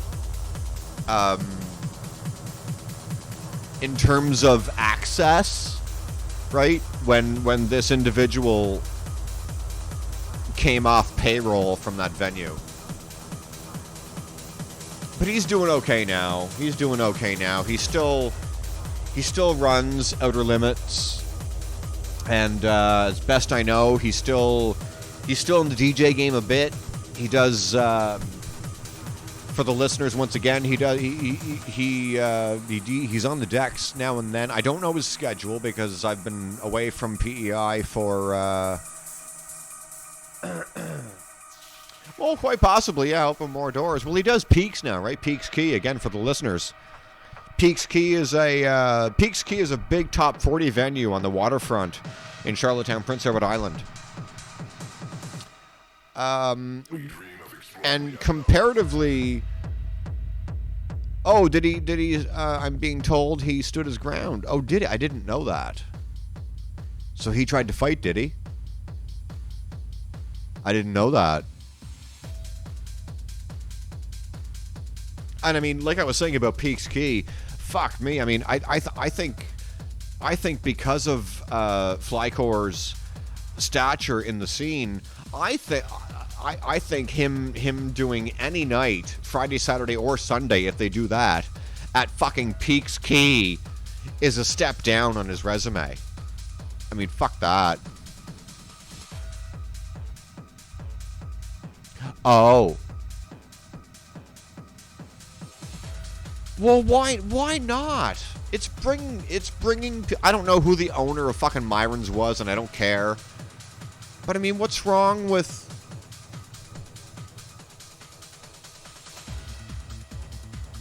Oh, that's. I knew the story, but I didn't know that. One night, B.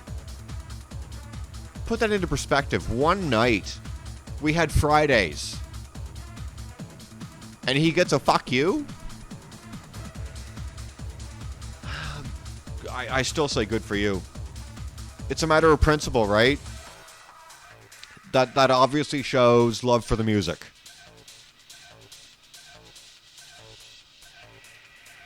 Okay. Time for me to shut up for a second.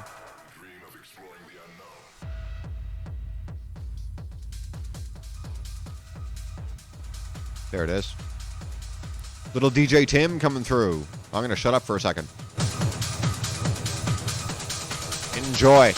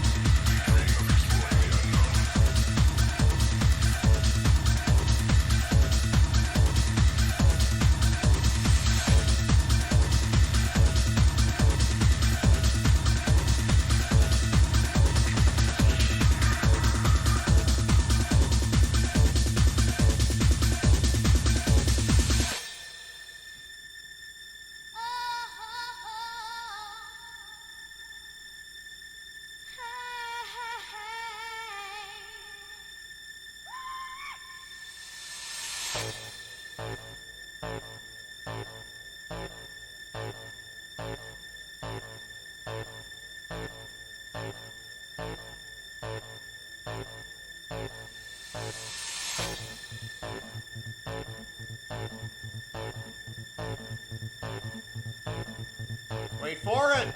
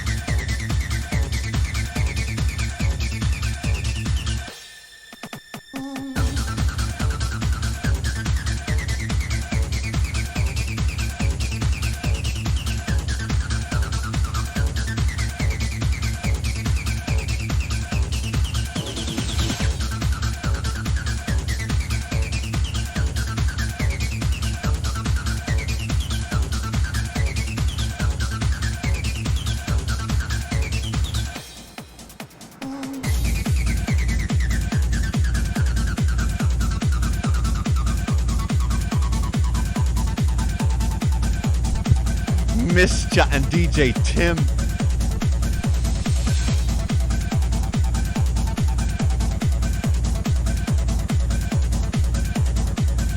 One of the most undisputed tracks in our family's history.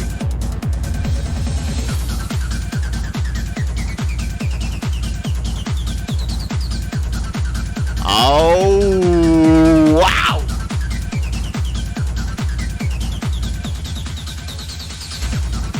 Ladies and gentlemen, all rise. The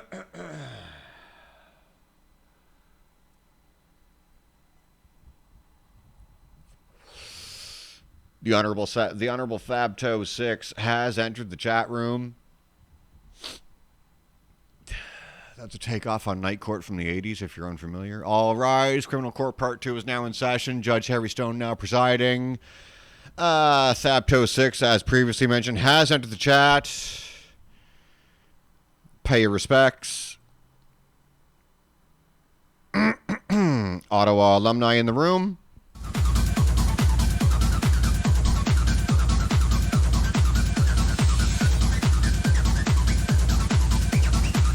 Oh, you've been here. Oh, well, you little bitch. Ah.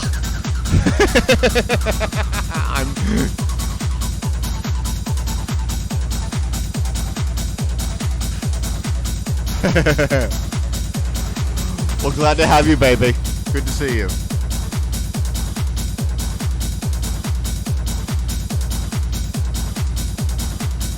I'm going to do that again because it's my show and I can.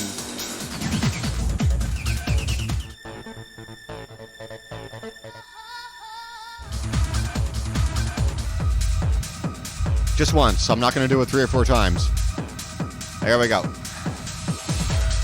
Whap, whap, whap.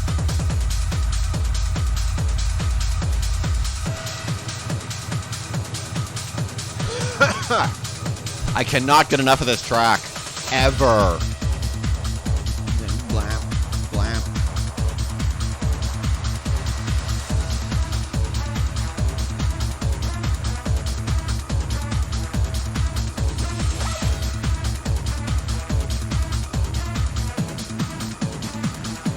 Kind of makes me think of when Anitha Music and Randomer at whatever there was a warehouse or an arena event where Randomer and Anitha were, if you're familiar, were doing a back-to-back, and around the midpoint in the set, one of them dropped Miss Deject, R-E-S-P-E-C-T, the live version. Well, holy motherfucker, you want to see it. You want to see like thousands of people just go absolutely sideways. Oi. Ms. Deject's Respect being played live. Fuck. Absolutely awe-inspiring.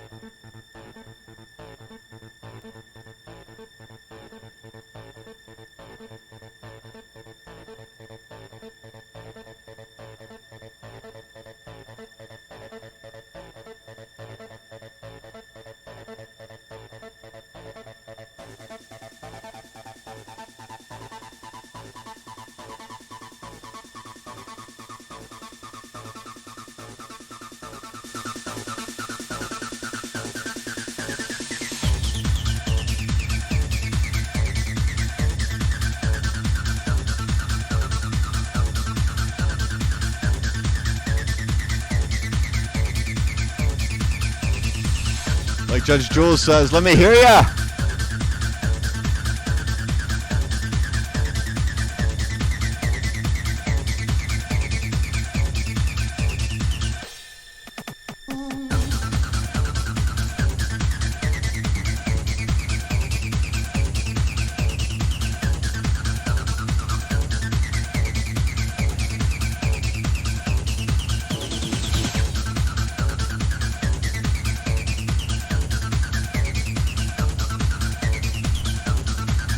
Once again, I want to give a shout out to Atomic Hard House over on Twitch, celebrating Mr. G's birthday, his 30th birthday today, all fucking day.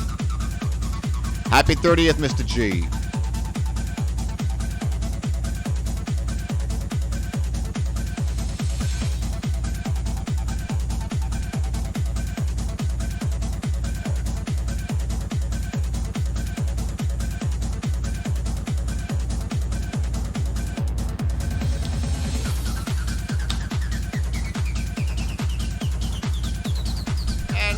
I guess I should mention, this is funny. For those unaware, a feature of the show is a little thing I like to call Quote of the Day. And because I've done DJ Tim twice and his track access in this mix, unexpectedly so in the chat, at a Pogie Beach 911 says, build it, Birch. Newcomer to the chat, longtime friend. Quote of the day spoils go to Mr. Pogie Beach 911 until someone overtakes him. There have been no title holders of Quote of the Day for quite some time. So yeah, it's nice to see, and it's never on purpose. It's never on purpose, that segment of the show. It's just if someone says something funny or cheeky or whatever that catches my attention, that's all it is. And today, Pogie Beach has overtaken the previous winner. It's been so long that I don't remember who the previous winner was. I have a tiara that is the prize. It's in my room. I can go get it if you want. It's a unicorn hairband. And you also get bragging rights. I will say that. So Pogie Beach 911 now has the privilege and great honor of telling people that he is the reigning champion of Quote of the Day for the Klayre Avalon show on Twitch.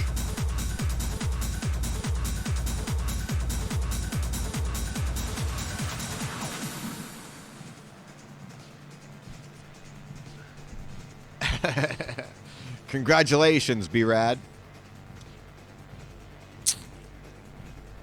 Congratulations.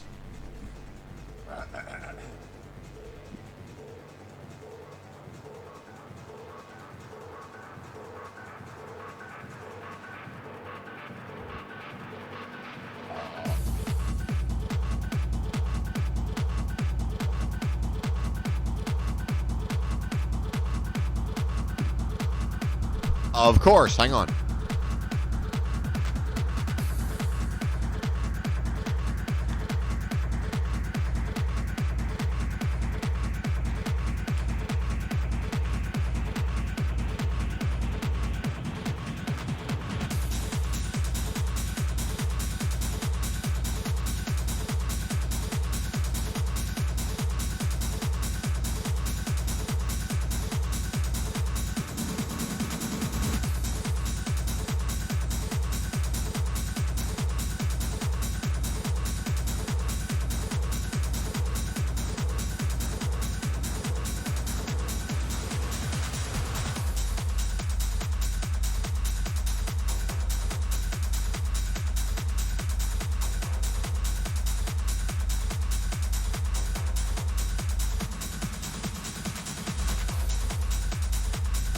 There you go.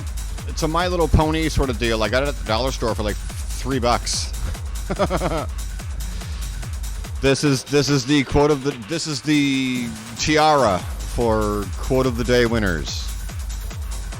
So there you go. This is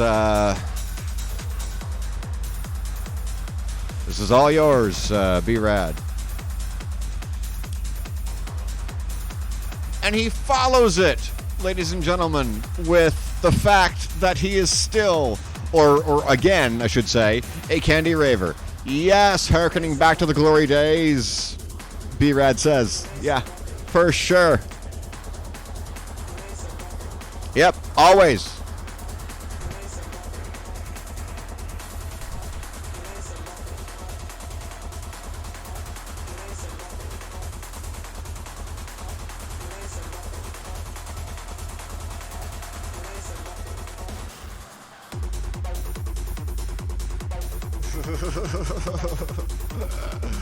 Holy fuck, I'm having a great time.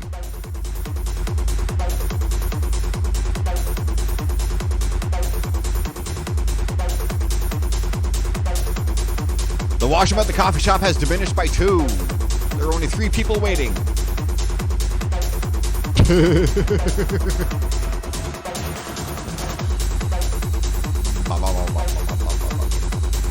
Mr. Dave coming with the 303, guys.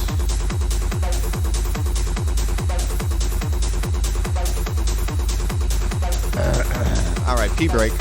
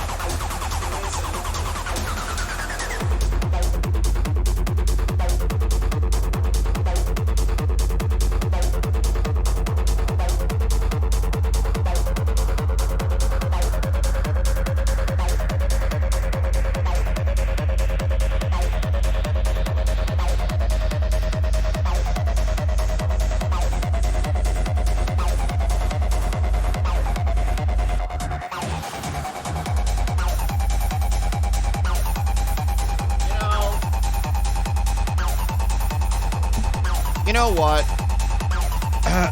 I've talked about this before, and I think it's something a little unfortunate in the grand scheme of things. We all follow different scenes and whatnot, and sometimes, depending on who you are, you might get married up and familyed up and all that kind of stuff. Which is fine. I'm not knocking that whatsoever. That's great. But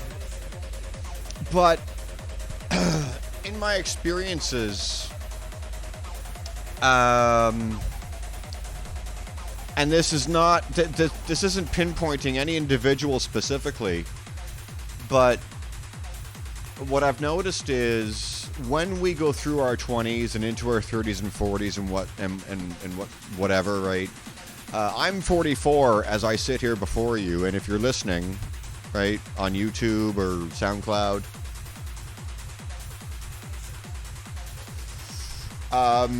and I've had this conversation with my friends in England who are as into this scene as I am, some 20-some years after the PEI parties. A lot of the people that I associate with now are, yes, older, obviously, and have varying degrees of day jobs, right? Whatever the fuck they're into, and some of them have kids, some of them don't. Even some of the biggest headliners in the world have families and kids and stuff and all that sort of fun jazz. What I'm saying is, take for instance, when I was partying in Ottawa when I was married, there was a guy by the name of Joe.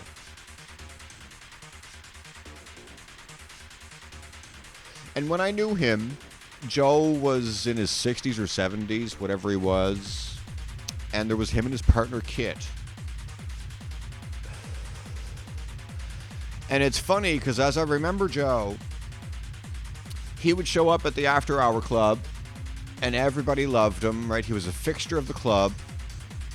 And, I mean, you want to talk about a guy who, when he took his shirt off, he put all the 20-year-old guys to fucking shame. Like, you could cut potatoes on his abs. I mean, fuck off. Joe and his partner Kit were a diamond in the rough. They were vets of the scene and so on and so forth. Really respected. Joe himself actually used to be a CNN reporter. He has gotten shot. He has gotten stabbed. This and that, on and on, right? All that fun jazz, whatever. But besides that, the idea of being a grown-up, for all intent and purpose, and even further than that, being a parent in this scene, seems to have a certain stigma attached to it, depending on who you ask. And I raise that because, like I just said, some of the biggest headliners in the world have families. Right off the top of my head, I can think of Ida Engberg and Adam Beyer.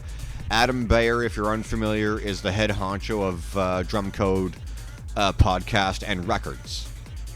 Him and Ida have both headlined at Awakenings and many other festivals. They have fucking... Their resume precedes them both. Or supersedes them, I should say, sorry. I was watching Awakenings one year, and Ida was on the decks. This was the daytime event. It wasn't the one in Amsterdam.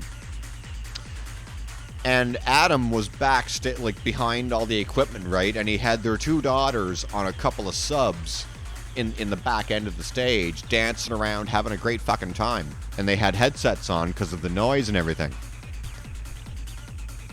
I think it's great to see. And there are other individuals in this global family that we are all a part of who do have families and kids and so on and so forth. And I think it's a good point to mention that despite what people may think, we are not criminals. We never were, we aren't, and we won't continue to be. You know what I mean? All we want to fucking do is dance to good fucking music, which is why parties like the legendary, I say it again, irony, the legendary M25 parties over in the UK existed. These were renegade parties, blah blah blah, you know the story, I hope. All this to say, for my travels, I'm only in contact with a few of the people I used to party with back home, and one of them is in the chat today. I've gotten in contact with a few others. I've lost contact with an equal amount of them. And I've had the chance to reminisce with a few.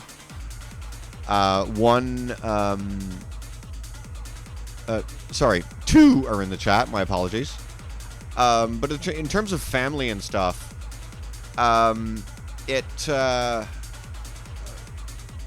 it really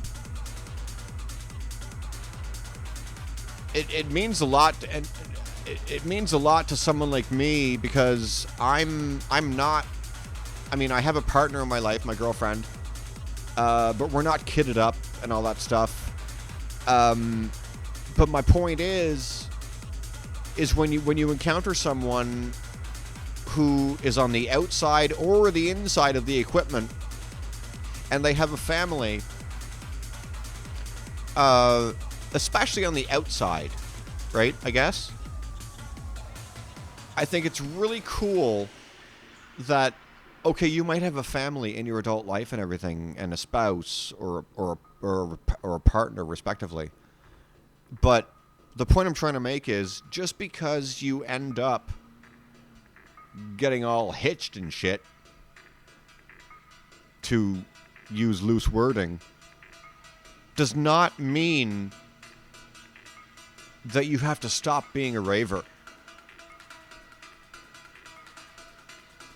For some, it does, for some reason, and I don't understand why. Some people leave it, right? Like past lives, whatever. Oh, that was me in my 20s, right? Young and dumb, full of cum, whatever. Just, it's whatever. You know what I mean? So it really means a lot to me when I encounter people who I know personally and who are listening and viewing the show right now, who have families and who still have the heart for the music that I do. Because I can say, guaranteed, well, shit, right? Yeah. For the listeners, Pogie Beach 911, my kid's been listening to the music before they were born. Good on you, my friend. That's what I'm talking about. And they will grow up, I'm sure. Your little family will grow up to be some of the most well-rounded, I'm sure. Yeah. Dad's truck pounds. I know you told me that. Yeah. Yeah, I remember. Yeah. That's really cool. I applaud that 1,000%. And that's my point. I'm 44 as I say this, and no, I don't have kids. But there just seems to be this overtone, depending on who you are, that the moment family comes into your vocabulary, life is over. I know one DJ right now. She's been DJing since I started partying. And now she's teaching one of her kids how to operate the decks. So, fuck your stigma, mainstream. It's a beautiful fucking thing. All this to say, my only point is, I guess, kids or not, me and my girlfriend and our little furry babies in the apartment here, this is our family. And if you are not kidded up, but you do have a significant other, my point is, you're still fucking in the game. To whatever frequency you go to parties, or maybe you don't, but you're still in the fucking music. I don't know how to describe it. I have to offer my respect. And the people viewing right now and listening are the people I'm talking about. Because there are examples to the contrary.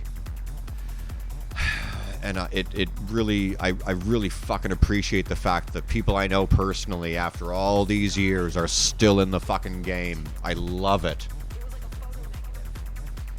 I mean, come on, Pogie, and even Thabto, I'm sure you will agree that, name someone else who you know besides me who is still in it to this level besides me.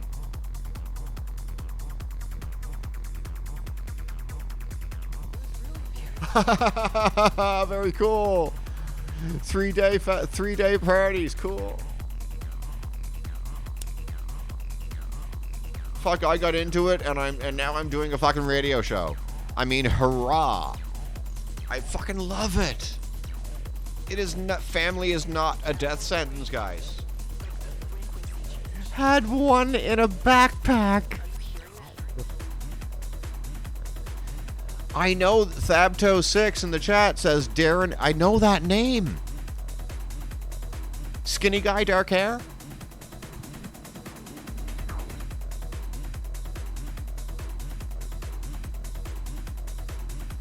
I remember him, Fabto. Yeah, for sure. Yep.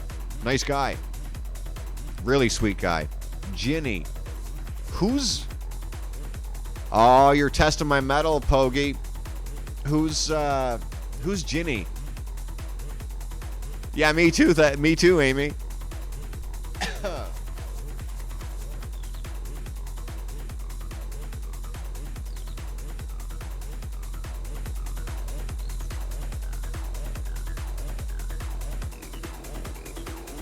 Oh, you mean Adam? Oh shit, yeah. Yeah, I reconnected with him recently. He's telling me. I asked him one day. I said, if I'm on PEI right now, where am I going to dance? He said, Baba's Lounge. I said, what the fuck? Baba's Lounge. Very good. That's fucking awesome. Love it. Yes. Prove my point again. Very good.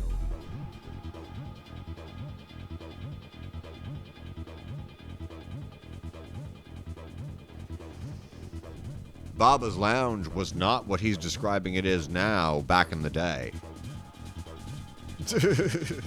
If you wanted to hear live music, that's where you went, right? Or trade winds or whatever the fuck. I don't know. Are you hearing that?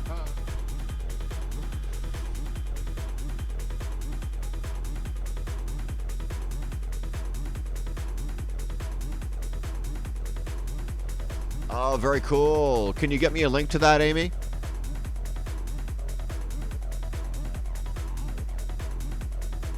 I'd love to connect with that. That's cool.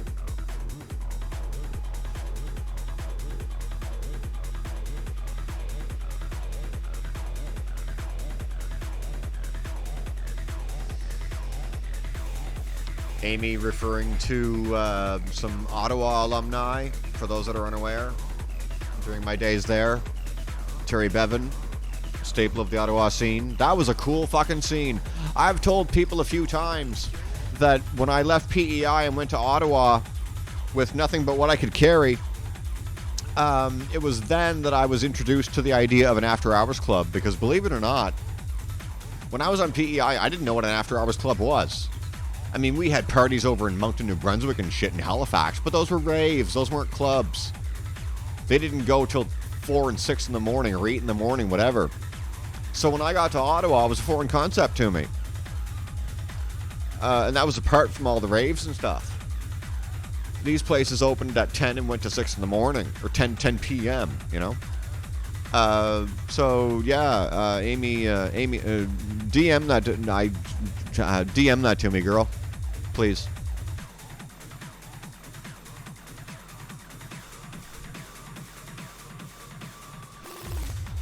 That'll be lost when I go off air, honey. Sorry.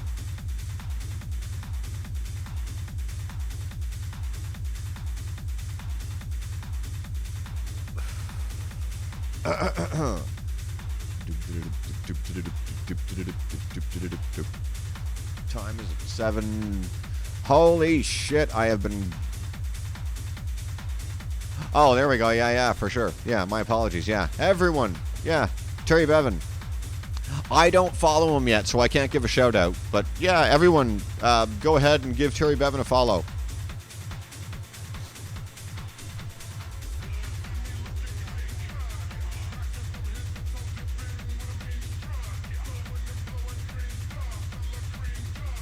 Here's one that B-Rad will love. There was a venue in Ottawa, downtown in Ottawa, B, called the Capital City Music Hall. It is now, to the best of my knowledge, leveled for condos. And what happened was the property was being leveled for development. But me and a bunch of friends, including my then wife, were at the closing party.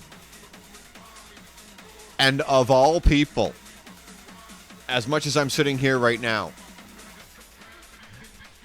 Capital City Music Hall booked Bad Boy fucking Bill as their headliner.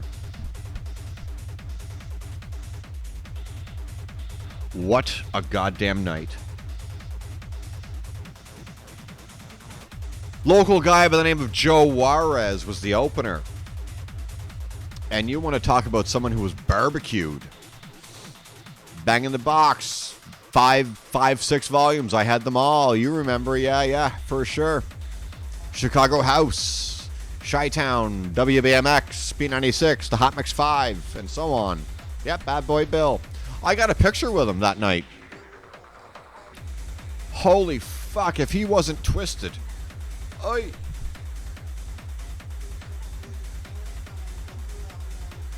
You can spot a sign or two.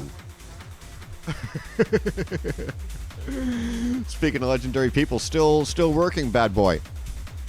As is Julian Jumpin' Perez in Chicago.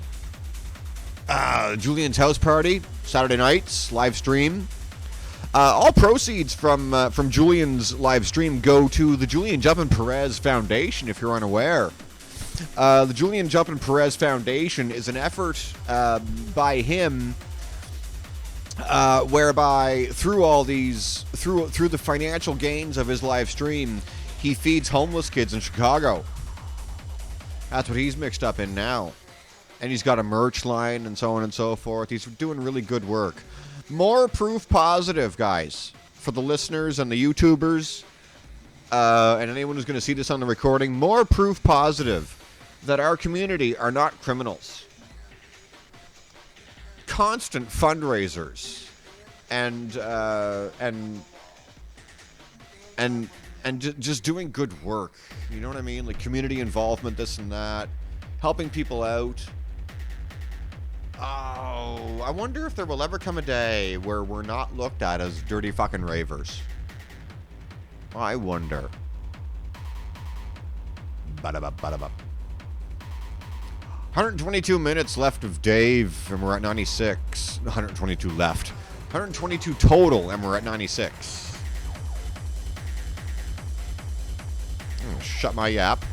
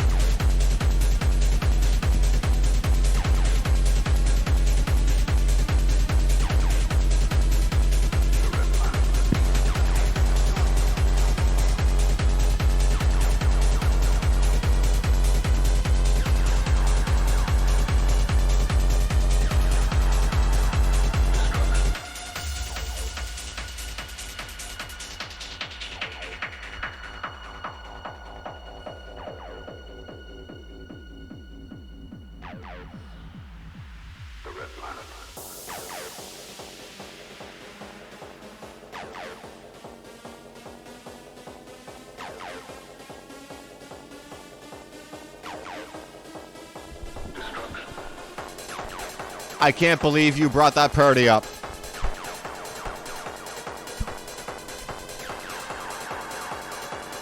So said the flyer, it's funny because it's true.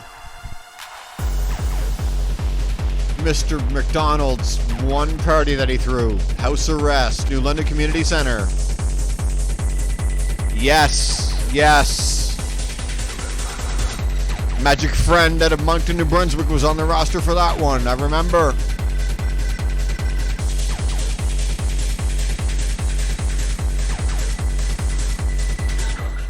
During that party, B-Rad, me and Mike Champion were sitting at the back of the room, and just chatting, whatever, just chilling out, having a chat. And his girlfriend was on the dance floor, and he, I don't know if he was being obtuse or just being a fucking dick. I don't know what the fuck was going on. But he brought his girlfriend up, like he mentioned her, and I mentioned the fact that she was, I don't remember her name, but whatever. He says to me, I mentioned the fact that she was cute, just innocently, and he looks at me and goes, "Is she?" Almost, I don't know whether he was trying to fucking puff his chest at me or whether I don't know what the fuck he was trying to do, but what, I don't know what his game was that night, but yeah, he looked at me and goes, "Yeah, oh, is she?" I said, "Yeah, she's a nice looking girl." And he goes, "Yeah, well, stop looking." The fuck are you like, you cunt? To quote Nina Cherry, what are you like then? What's he like anyway? Fucking Mike. You start a conversation. You start a conversation. And then you criticize someone for having input to something you said. I don't know. Whatever. What the fuck ever.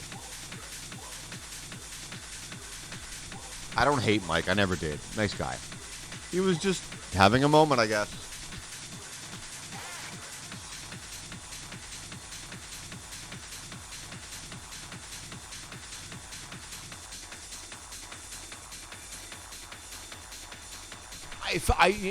No, balls was cool. Yeah, I remember him. I remember him fondly. It just didn't. It just. I felt intimidated. You know what I mean? I'm like, yeah, your girlfriend's good looking. What do you want me to say? Probably. Yes. Probably. Oh, for sure. Now that I'm thinking of it, of course, because I remember now. Yeah. Yeah. That was a really good night. Thank you for bringing that up. Thank you. I remember that night. Damn. I had a box of Smarties that night, a box of chocolate candy. And I was fucking twisted. And I'm the dumb cunt who decides to get a little medium carton of chocolate milk and a box of Smarties. And I was out in the parking lot sitting on my trunk talking to a few people. And I had my chocolate milk sitting on the trunk next to me, and I was eating my Smarties, chit-chatting to whoever. I don't know what the hell crossed my mind, but Smarties were a bad idea. Because I went like this, I took a mouthful, and it was like eating fucking mud. I went across the parking lot. I said, what the fuck was I thinking? We'll see you soon, Amy. Yeah, a lot of people were in the house that night, B. Yeah, for sure.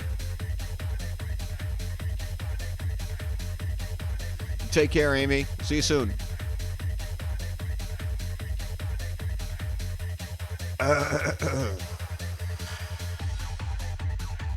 Yeah, fuck. Whenever that party of Ryan's, that was fucking cool. House arrest on the flyer. It's funny because it's true.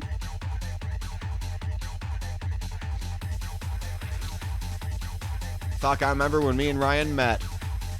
Do you remember when me and Aaron LePerriere threw the first party that PEI ever saw at the Knights of Columbus in Summerside? Were you there? Because what happened was me and Aaron decided to throw a party, and this was before Charlottetown even happened, my friend. And he actually went to the effort of contacting CFB Summerside because he tried to rent a hangar on CFB Summerside. And as soon as he mentioned what he wanted to do, they basically hung up on him. So we ended up getting the Knights of Columbus in Summerside. And it was thank you for remembering. Nobody does. We never got credit for that, but we didn't want it. Whatever. We were left in the dust on that one, Brad. That was a really cool night. Me and Aaron with my stereo and his equipment and our fucking strobe and my cop light, $5 door or a free or like a canned good, like a non-perishable. We fucking had that night, and then we took all the donations, the food donations, and we schlepped ourselves downtown to Summerside to the Salvation Army and donated all the food that morning. Oh man, you're tugging at my heartstrings that you remember that night. That was the first party PE I ever saw. And all the K-Town crew were there. You were there, Thompson was there, a bunch of people that I would soon meet. Yeah. That was such a great night. What a fucking setup me and Aaron had. Him and his fucking samplers and drum machines and shit. Yeah. Fuck me. Oh, thank you so much for remembering that.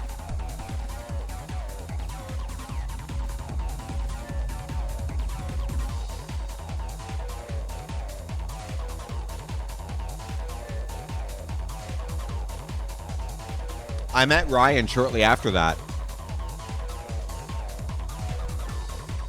Oh, Ryan was such a sweetheart. Oh, man, I remember him like it was this morning. What a nice guy. Oh, I loved him. Oh, I fucking loved him. I love all you guys. I really do. To all the listeners, talking about the days now, reminiscing with a viewer still. It was our scene, guys. It was our scene. The whole Chaos crew, even though I didn't live in Kensington, Prince Edward Island, I lived 20 minutes away in Summerside. So many great times. It was small, but it was ours. It was really great.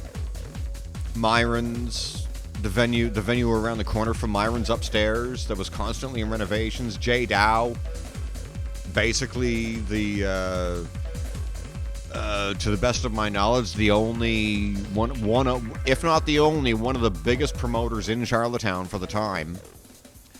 That girl Rochelle and her husband Jason.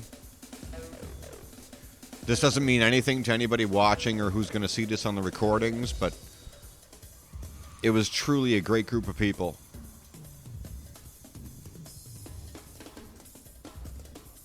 Good people are just out for a good time. Wouldn't hurt a fly. Just out for a good time. And we all looked out for each other. It was a family. We were truly all friends. It meant a lot to me.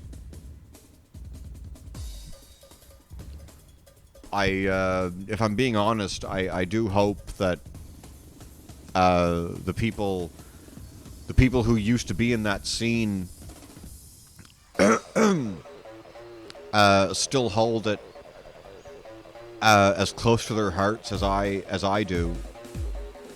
It was. I mean, this is comparing. This is comparing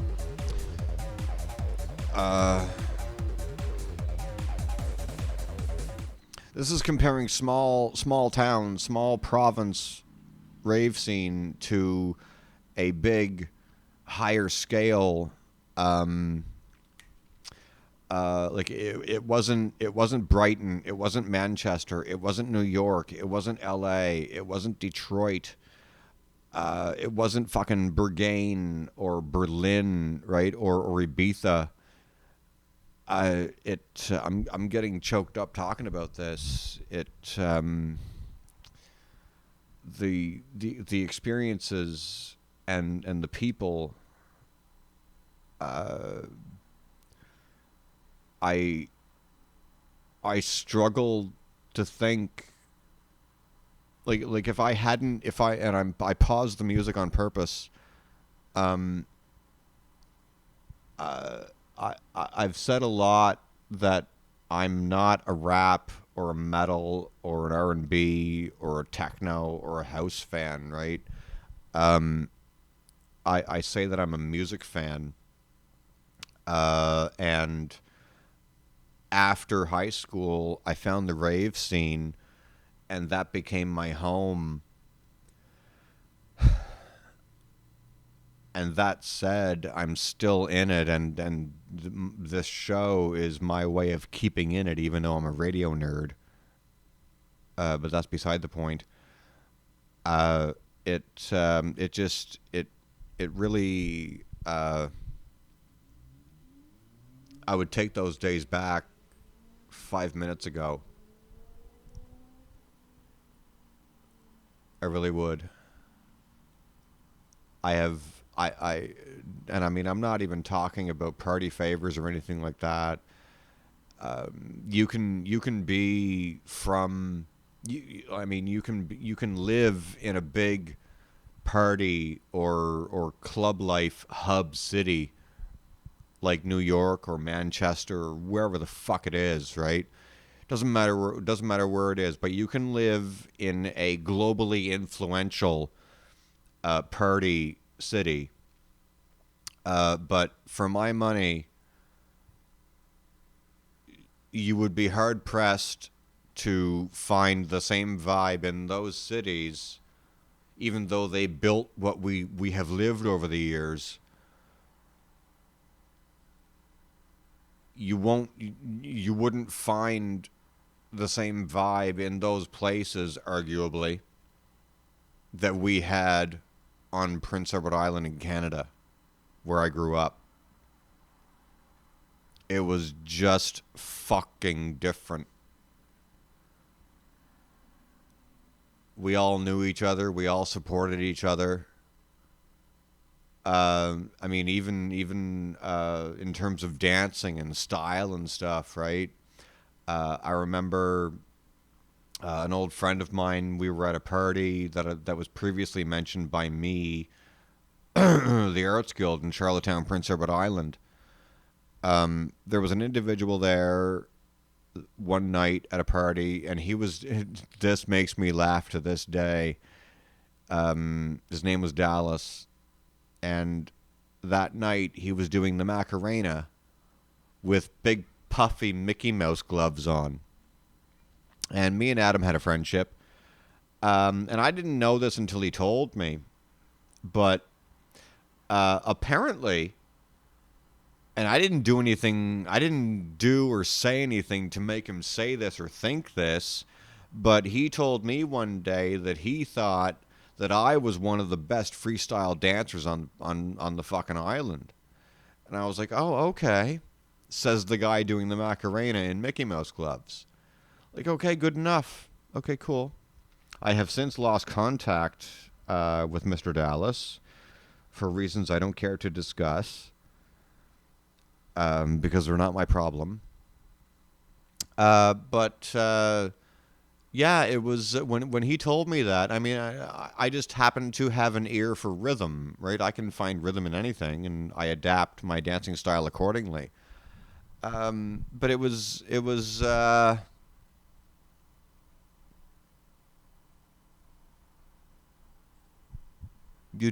you called.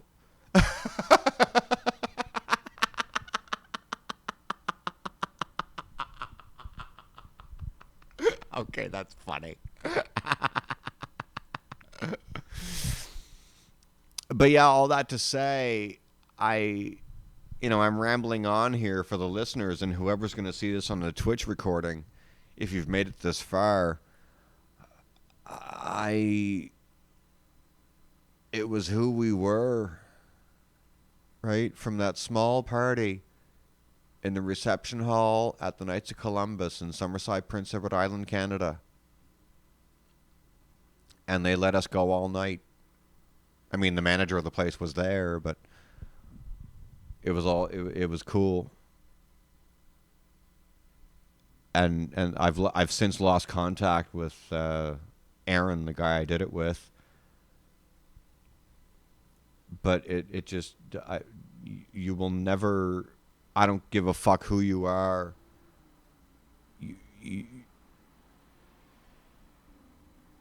Smallest province in Canada.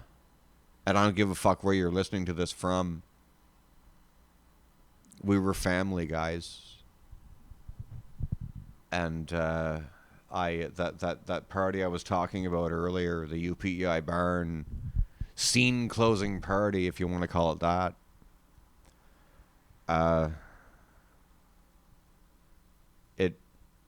It was what it was, and I was really sad to see what we had built die.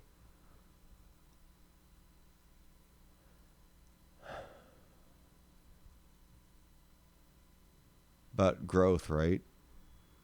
We move on. We all did. I mean, I'm not there anymore. A lot of us aren't there anymore. A few of us are. And as previously discussed, some well-known venues in the Charlottetown area do give a nod somewhat to dance music and whatnot, and that's great. But it will, for Prince Edward Island, unlike the rest of the party hotspots in the world, what we built and what me and my friends built and lived will never exist again. It won't. It just won't. But we can...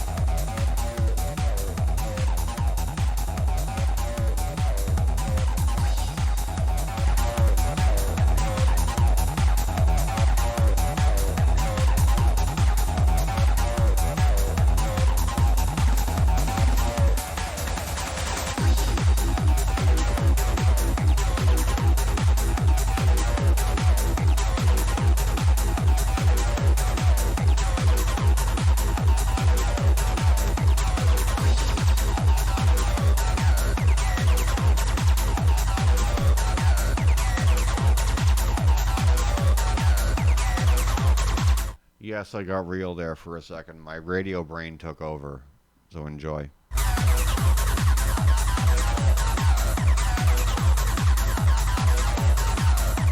My Sirius XM brain took over.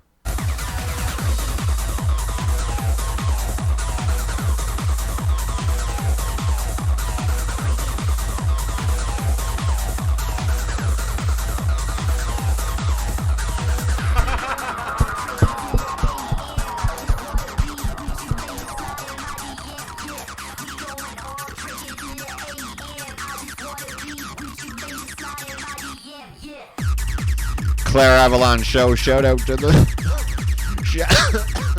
shout out to Mini B Rad in the house. Yes, little man, go.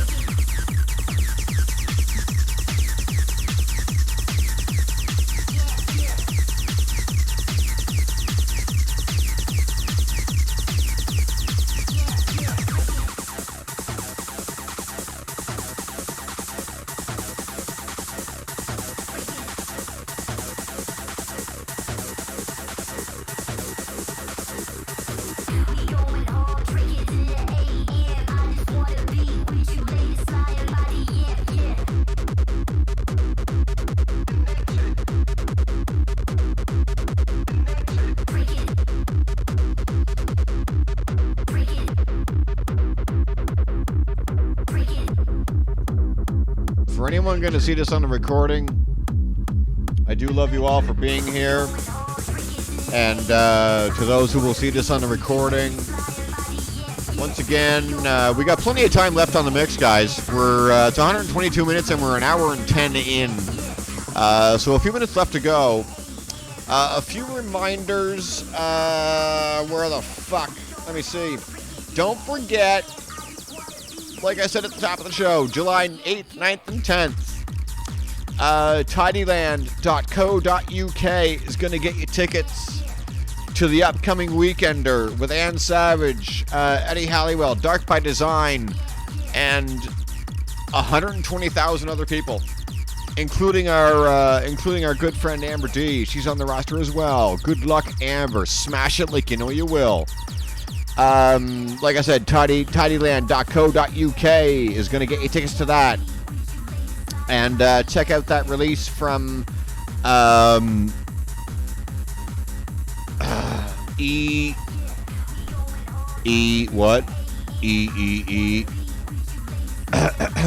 pardon me. Once, just give me a moment. E11. Go after. It's on the Mass.London SoundCloud page. Henny and a Coke. The original track is an R&B kind of track, right? But E11 got his clutches on it and turned it into like an industrial techno track. Really great fucking track. Go after that. Free download on SoundCloud. And who we did previously in the first hour of the show. Who did we do? My memory is shit. WRK. Once again, from the roster of Math London. Again, on their page on SoundCloud or on Instagram. It's out there. Fucking cool. Do it. Follow her everywhere.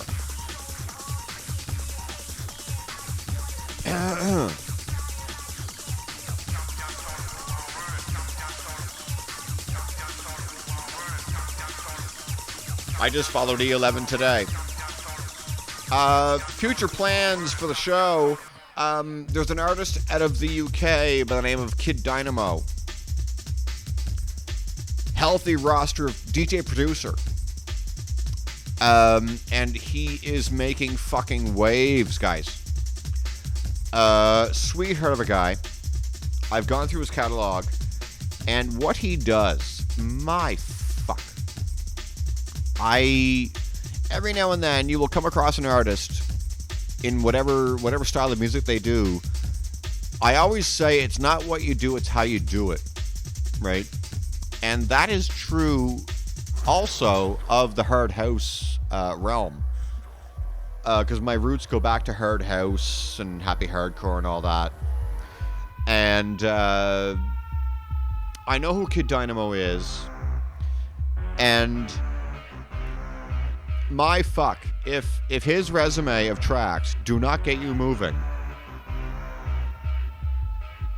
check him out. Kid Dynamo, SoundCloud. Watch out for my upcoming feature on him.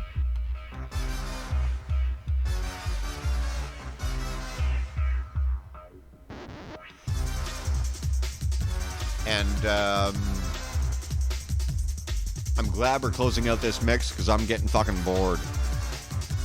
Fine radio host I am. I'm sitting there telling you I'm sick of it. Whatever. What the fuck ever. But yeah, you know what? It's 8:12 p.m. in Toronto, Canada, guys. Fuck being bored. I'm going to cut it off here. To everyone who is still here and who will see this on the recording, I appreciate you all for being here, for listening, watching on YouTube when I get it there, on SoundCloud when I get it there. Now that is a development of the show. You can now listen to me any fucking where you want. It's always fun, guys. I appreciate you being here and listening to me ramble on, listening to me reminisce about what was, what is, and what may be. I'll be back again tomorrow and Sunday. I'm live all weekend. About 2 o'clock tomorrow and Sunday. Always new beats. Music is involved in everything I do. So for now, I bid you all on a 3:03 closing. Adieu. Love you all.